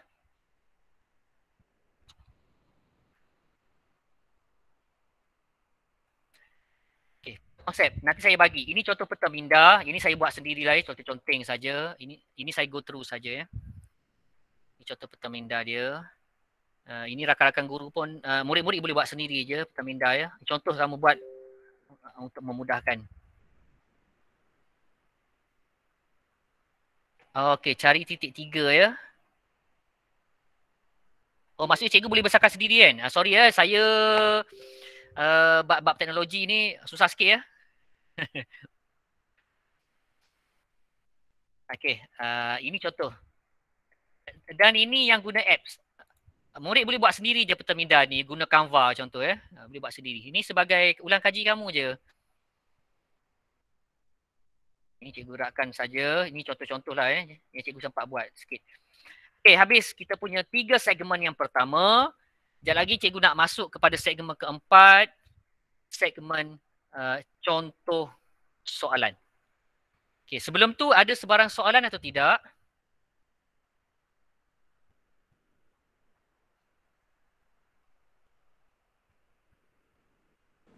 Tak. Ada soalan? Tak ada ya? Okey. Kalau tak ada, kita gerak kepada soalan. Okay, tadi kita dah buat ulang kaji secara ringkas. Kita dah tengok ya bentuk kertas. Kita dah tengok bab-bab yang kita rasa perlu kita fokus lebih. Dan kita dah tengok ya teras-teras yang perlu calon-calon SPM kuasai. Okay, tak kira calon sebelum ni pun sama. Itu kaedah lebih awal ya. Cuma garis masa sahaja yang berbeza disebabkan kamu adalah silibus baharu. Kandungannya baharu. Tapi sebenarnya kaedahnya lebih kurang sama je menggunakan subjek sejarah sebelum ni, mata pelajaran sejarah sebelum ni atau sekarang sama saja. Jadi kalau kamu ada abang atau kakak yang sebelum ni mereka dapat A ke A+ ke, kamu boleh tanya dia punya tips dia. Okay, macam mana cara menulis. Sekarang kita lihat contoh soalan. Sorry ya, contoh soalan ni dia akan lagi kecil. Okay, lagi kecil. Ini soalan objektif. Okay, soalan objektif ni besar sikit lah kot. Okey, soalan objektif. Contohlah ya, cikgu tak nak bincang pun dia punya jawapan tu. Apakah ciri? Ciri tu kata kunci. Jadi apabila kamu buat latihan, tanda ciri tu. Atau kamu jawab periksa SPM nanti, highlightkan ciri tu. Kamu boleh je highlightkan ciri tu. Tak ada masalah pun. Dalam periksa SPM nanti kamu boleh tanda. Cikgu, boleh ke saya tanda dalam kertas periksa? Boleh je, tak ada masalah pun. Tak marah ke? Tak ada orang nak marah. Sebab kertas 1 ni kertas yang tak ada markah dekat dalam soalan. Dia ada markah dekat kertas jawapan sini. Highlightkan kata kunci. Okey, lepas tu analisis. D. Oh, bagus ada murid yang jawab. Okey, tahniah ya. Oh, tahniah ada murid yang jawab. Okey, betul lah tu jawapannya D. Oh, tahniah. Cikgu tak perasan pun ada yang nak jawab tadi. Okey, bagus-bagus. Okey, thank you. Ada yang jawab. D. Kenapa D? Disebabkan A itu salah. Okey, contohnya kerana sekolah vernacular dibangunkan oleh pelbagai kaum. Ditulis kat situ sekolah pribumi. Salah. Pendidikan tidak formal. Salah sebab pendidikan vernacular adalah formal. Pendidikan zaman penjajahan. Betul. Tapi kurang tepat dengan tajuk ini. Sebab dalam buku teks dia tulis beza ciri-ciri sekolah vernacular yang paling penting adalah berlainan bahasa pengantar. Maksudnya soalan A, B salah. Soalan C itu betul tapi dia tak tepat. Soalan D itu paling tepat. Okey, itu satu soalan ya, contoh satu soalan. Jadi analisis macam ni kamu kena buat analisis masa kamu buat latihan. Okay, dalam peksa kamu tak perlu tulis lagi lah. Kamu potong je lah. Okay, cikgu A, B saya rasa salah. Potong dulu jawapan A dengan B. Guna pensel, jangan guna liquid paper tau. Guna liquid paper, tiba-tiba nak baca balik dah tak boleh baca. Sebab dah padam. Okay. Jadi kena guna pensel, potong sikit. Kalau kamu jangka jawapan tu memang dah salah, potong terus. Jangan baca lagi. Sebab dia akan mengganggu kamu punya konsentrasi. Okay, kita lihat soalan 2. Soalan 2. Tadi nak jawab kan? Jawab sikit soalan 2. Ini soalan aneka. Zafirul Zafirul nak tanya soalan ke?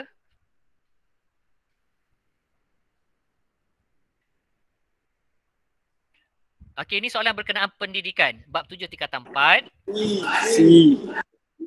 Soalan. Apa jawapan dia?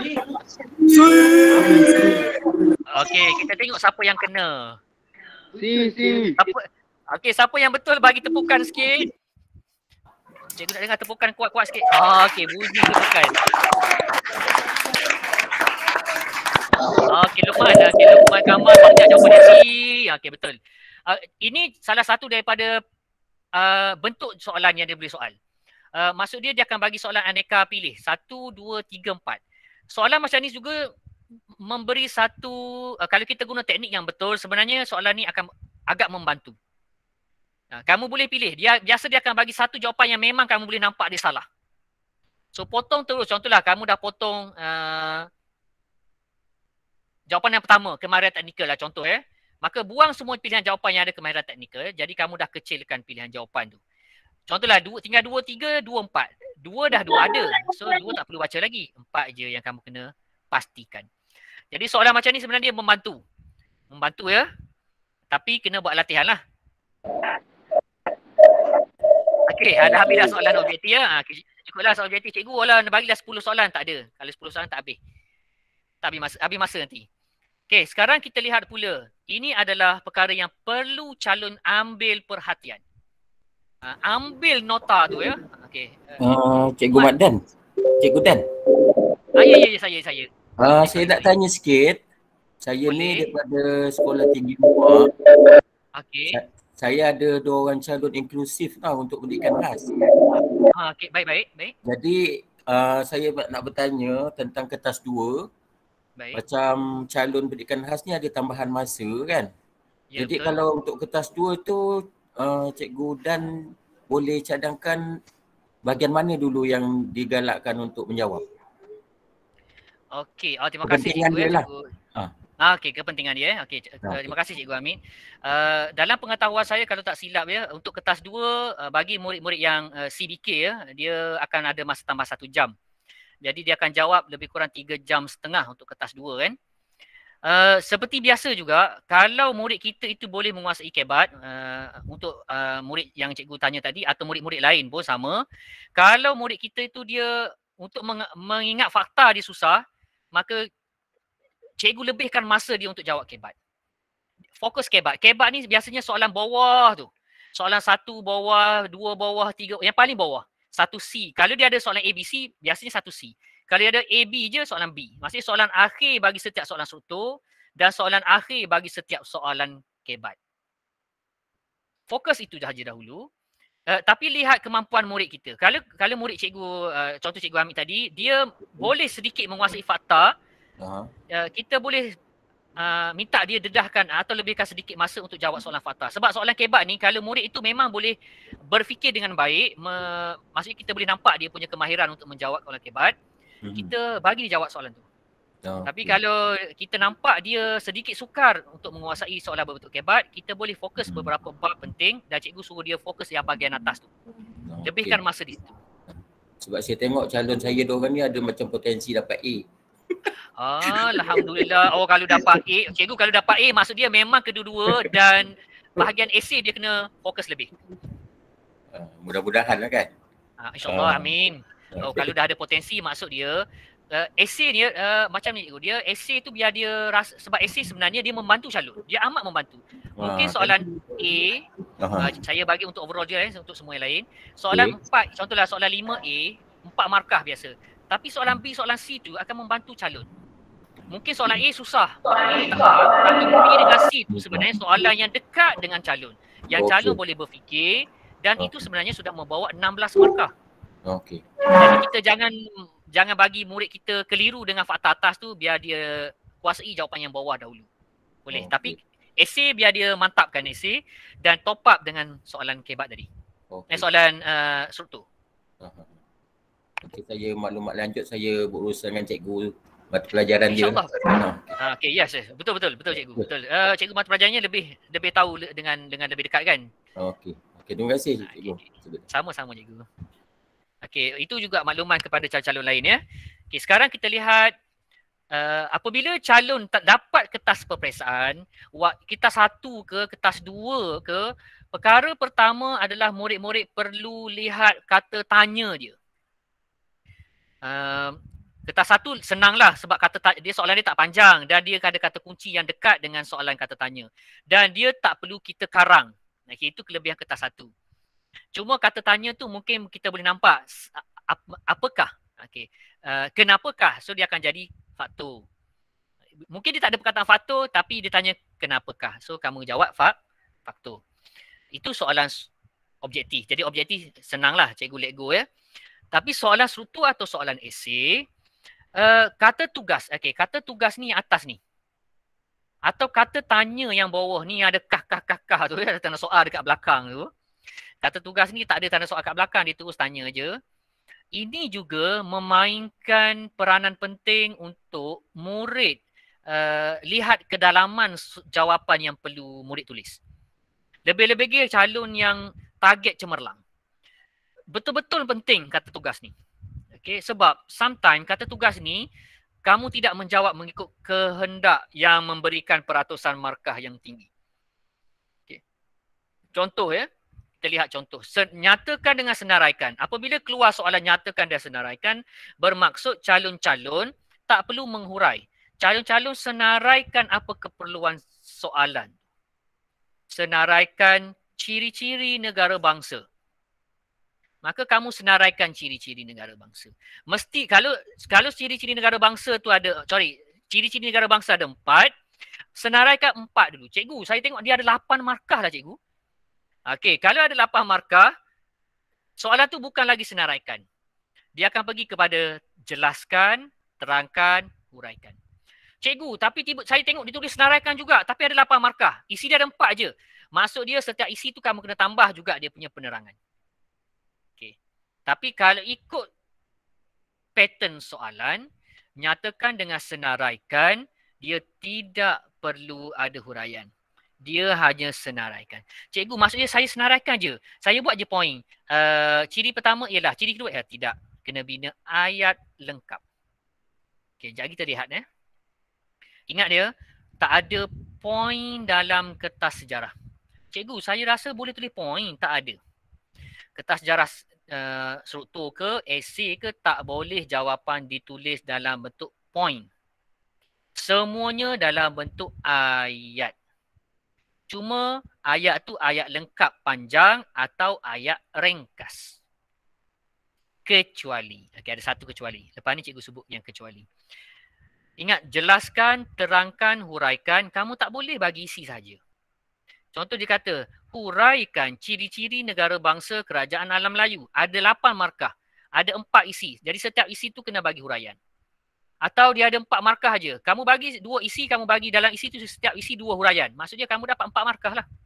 Tapi kalau kamu hanya bagi saja isi saja, tak ada huraian, kalau ikut konsep pemberian markah, kamu dapat 2 juga. Sebab dia bagi markah 2 isi saja.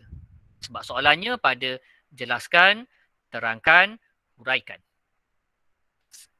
Ingat dia, jelaskan, terangkan, huraikan, kena ada sedikit penerangan. Sekurang-kurangnya. Tak boleh bagi seterusnya isi kedua, seterusnya isi ketiga, seterusnya isi keempat habis. Macam tu. Tak ada Sorry. Sama juga dengan kata soal. Tanda soalan kata soal ni, apakah, mengapakah, bagaimanakah, sejauh manakah. Kamu buangkan dia punya tanda soal tu. Mengapakah kedaulatan penting. Jadi kamu tulislah kedaulatan penting kerana. Jangan pula tulis mengapakah kedaulatan penting kerana. Habislah cara jawab. Ini orang kata lurus sangat. Saling habis dia punya kata kepala ayat. Cikgu panggil dia kepala ayat. Permulaan ayat. Semua soalan struktur dan esei mulakan dengan kepala ayat. Okey, supaya pemeriksa nampak apa kehendak jawapan yang kamu nak beri tu. Kecuali, okay, ada satu kecuali juga. Kecuali ni, sekejap cikgu tunjuk ya. Okay. Belah kanan ni adalah penggunaan penada wacana, penggunaan kata hubung untuk kamu membuat ayat yang lengkap. Ayat yang orang kata boleh berdiri dengan sendiri. Jawapan tu tak tergantung. Okay. Tak boleh ayat tergantung. Ayat tergantung yang akan panggil point. Bina satu ayat lengkap. Maksudnya orang tak tanya lagi. Jangan buat bijaksana. Sebagai seorang pemimpin, apakah ciri-ciri yang anda kehendaki? Apakah ciri-ciri yang anda atau apakah tindakan yang anda akan buat untuk menjadikan negara anda maju? Kamu tulis bijaksana, baik hati, jujur. Itu poin. Saya akan menjadi seorang pemimpin yang jujur dalam melaksanakan tugas saya. Jujur tu hanya point, form, separuh markah. Jujur dalam melaksanakan tanggungjawab, baru dapat 1 markah, tahu. Jadi kena buat ayat lengkap.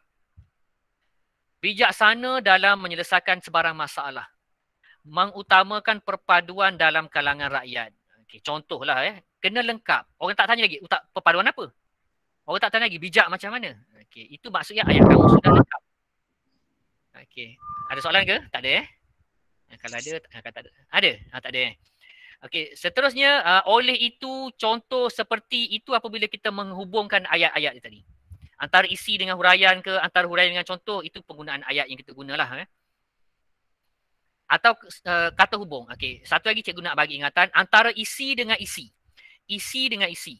Contoh, ciri negara bangsa raja, yang kedua nak sebut rakyat, mesti dipisahkan dengan noktah. Ciri negara bangsa ialah mempunyai raja, noktah. Seterusnya mempunyai rakyat, mesti noktah. Tak boleh raja, rakyat, raja, koma, rakyat, koma, undang-undang, koma, wilayah, koma. Tak boleh, nanti koma habis markah kamu. Buat satu isi. Hubungkan dengan penanda wacana. Tak boleh guna penanda wacana yang tinggi-tinggi, guna seterusnya dan seterusnya. Okay.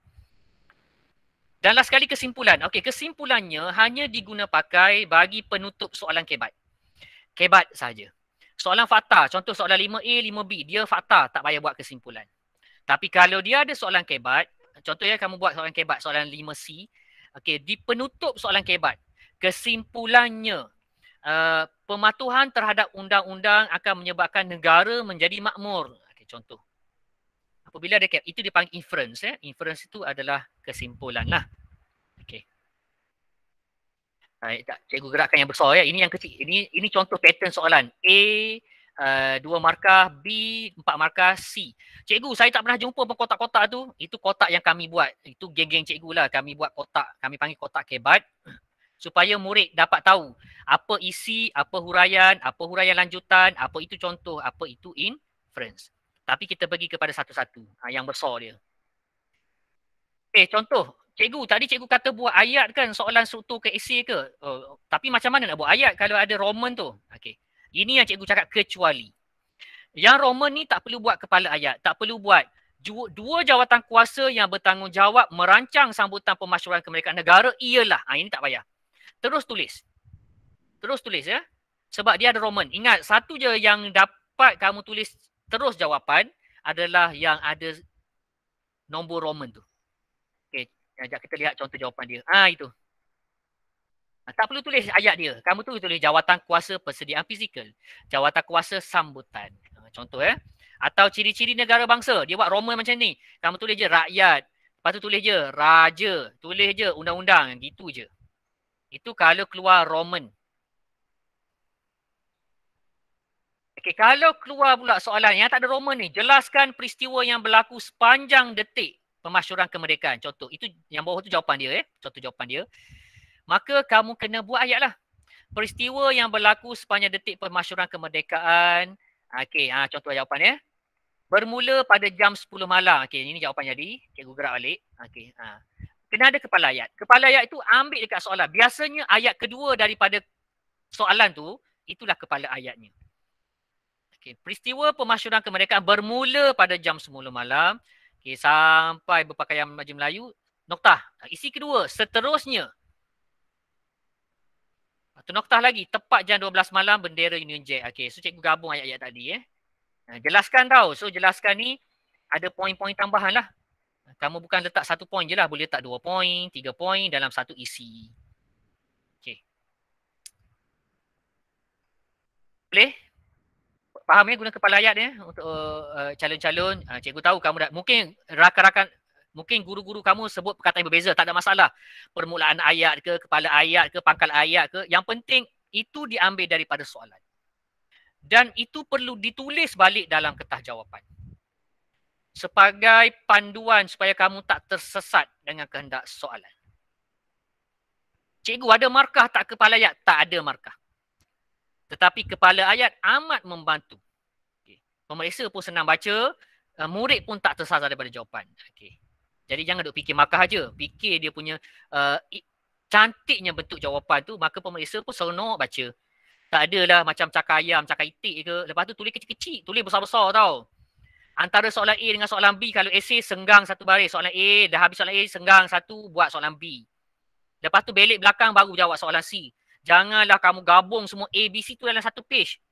Hai, kedekut betul. Tak boleh. Jangan macam tu. Pemeriksa ni faham lah. Umurnya dah ramai yang lanjut usia. Umur 59 tanda kertas kamu. Online pula ke. Habis. Sepatut ada markah. Hilang. Tak nampak markah. Kalau soalan kebat. Ini kotak yang kami buat lah. Yang cikgu buat. Sebenarnya kotak ni tak ada pun. Dalam periksa sebenarnya tak ada kotak tu. Tapi kena ingat. Setiap isi. Kamu cari isi kamu kena buat satu huraian, buat huraian lanjutan. Huraian lanjutan tu penerangan lagi. Kamu ada penerangan pertama, kamu nak terangkan lagi. Buat huraian kedua. Contoh, apa contoh kepada isi tadi. Dan inferen, kesimpulan kepada isi tersebut. Okay. Contoh jawapan dia lah. Kepentingan sambutan kemerdekaan dapat menyemarakkan semangat patriotisme, tu jawapan isi dia. Huraian pertama dia melahirkan semangat cinta kepada negara. Huraian ketiga dia, rakyat berusaha mempamerkan patriotik itu dalam diri. Keempat, apa contoh dia pamerkan itu adalah kibar bendera. Dan kesimpulannya, melalui semangat-semangat cinta negara itu, maka dapat melahirkan warga negara setia. Ingat, inference ni kamu jangka apa yang akan berlaku nanti. So, inference ni, jangan ambil jawapan dekat isi tadi. Nanti kamu mengulang jawapan. Kamu buat satu jawapan baru. Okay, cikgu bagi 3 kata kunci yang penting kamu nak buat kesimpulan. Inference. Kalau inference tu politik, kamu tulislah politik stabil. Okay. Kesimpulannya, semangat cinta kepada negara akan dapat membentuk sebuah negara yang stabil. Itu kalau politik. Kalau ekonomi, kamu tulis ekonomi yang makmur. Kesimpulannya, semangat cinta kepada negara akan membentuk sebuah ekonomi negara yang makmur. Atau kamu nak buat sosial, masyarakat.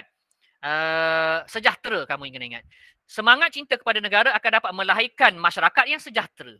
So, 3 kata kunci ni kamu boleh masukkan dekat inference. Kesimpulannya,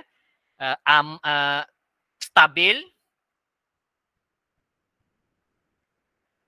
makmur, sejahtera. Okay. Atau nak buat aman, makmur, sejahtera boleh. AMS pun boleh. Atau SMS, stabil, makmur, sejahtera. Okay. Itu kamu boleh masukkan dekat belakang tu, yang setia kepada negara tu. Sebab dia inference. Inference ni jangkaan yang kamu akan dapat nanti.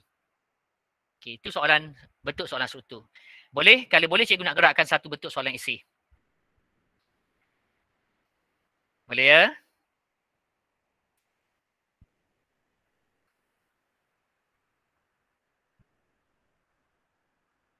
Hai, semua kusyuk dah tak ada respon dah. Boleh.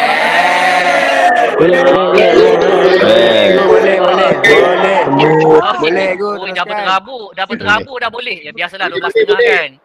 Okey, terima kasih. Nasib baik 12.30. Okey. Boleh. Terima kasih. Banyak betul responnya.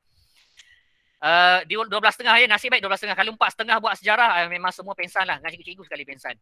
Ini cara tulis dia. Sama. Tulis dia macamnya soalan struktur tadi. Soalan struktur B. Tapi dia ada kesimpulan. Soalan esei ada kesimpulan. Ada markah dekat kesimpulan tu tau. Markah dia. Esei. Ini contoh soalan esei. Satu contoh soalan esei. Apakah kesan kemerdekaan terhadap sistem pentadbiran negara kita? 6 markah. Ini jangkaan jawapan dia.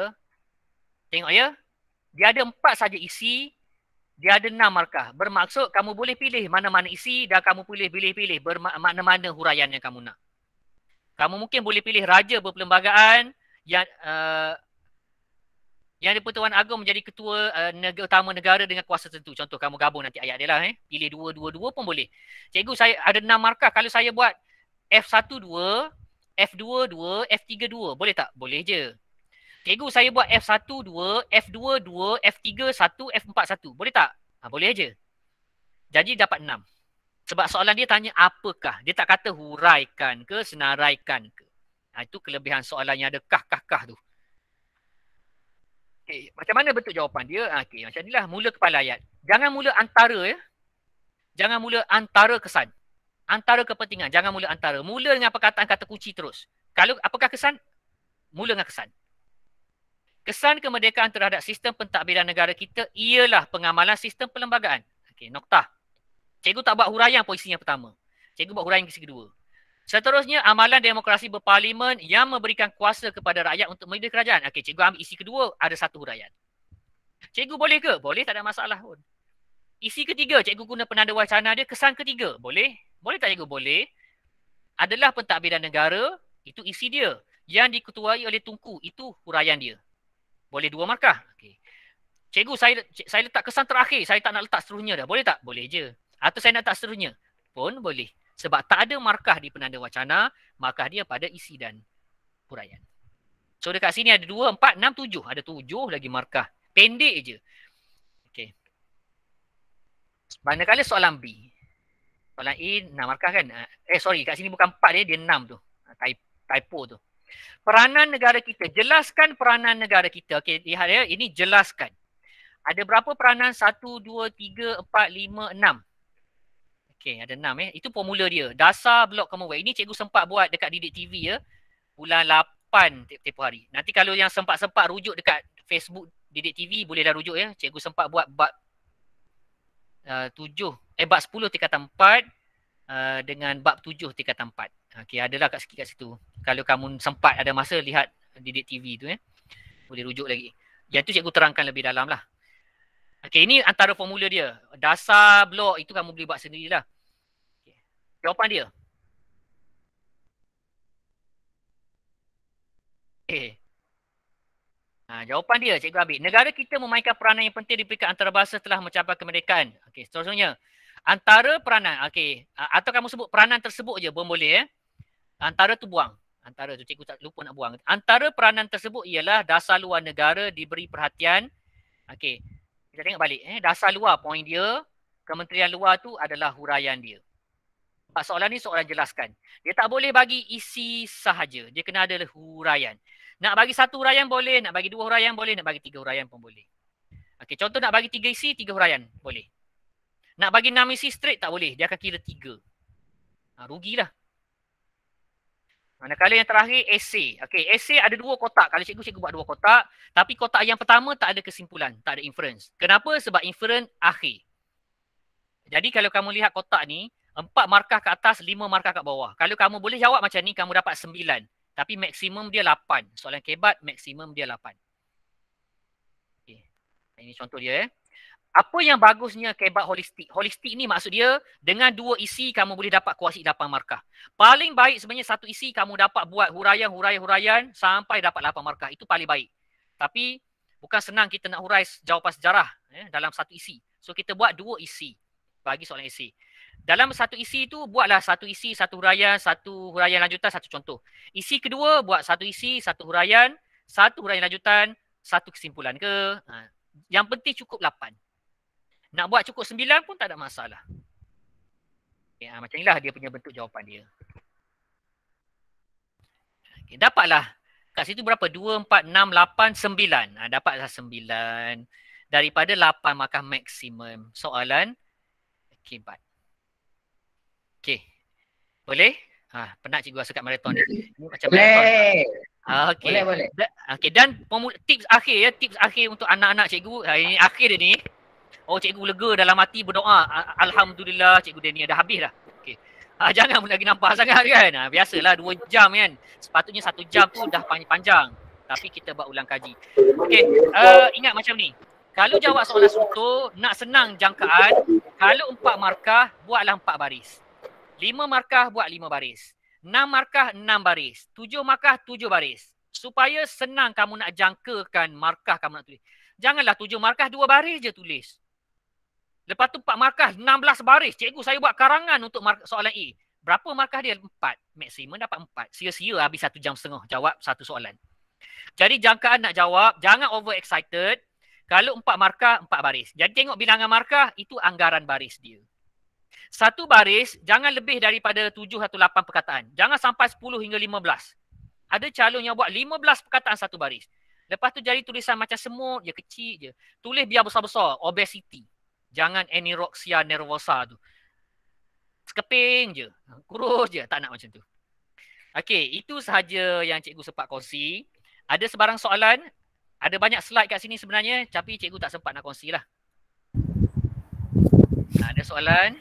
Tak ada cikgu, tak ada. Oh, bagus. Tak ada cikgu. Tak ada. Oh, tak ada dah. Okey, cikgu, kalau tak ada, cikgu serahkan kepada moderator lah ya. Daripada pihak cikgu ucapkan tahniah dan cikgu mohon maaf lah ya kalau apa yang cikgu kongsi pada hari ni tak menepati apa yang kamu nak. Cikgu harap dapatlah beri sesuatu kepada kamu dan gunalah manfaat dan cikgu doakan kamu dapat cemerlang dalam SPM. Okey, saya serahkan balik kepada moderator.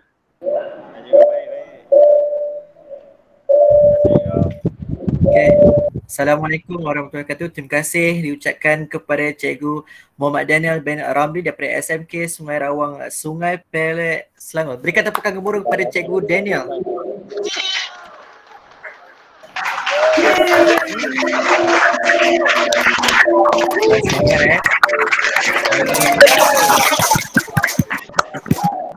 Baik, terima kasih Cikgu Muhammad Daniel. Sambutan cikgu. Meriah. Okey, alhamdulillah. Murid-murid kita bagus pada hari ni. Okey, cikgu Muhammad Daniel. Untuk kata cikgu, baru tepukkan lagi tu. Okey, sejauh akan dipost kepada cikgu dan sedikit akan di-training dah kepada cikgu mampu. InsyaAllah. Baik, terima kasih cikgu Muhammad Daniel dan terima kasih cikgu. Semoga ilmu diberikan. Baik, untuk pengetahuan kita akan yang kedua akan bermula pada jam 2 petang tetapi ia melibatkan pelajar yang mengambil subjek biologi saja. Dia biologi jam petang. Jumpa lagi kat sini. Terima kasih kepada semua. Terima kasih Cikgu Muhammad Daniel. Jumpa dan jumpa lagi jam 2 petang insya-Allah. Terima kasih semua. Assalamualaikum warahmatullahi wabarakatuh. Kita selesai. Assalamualaikum.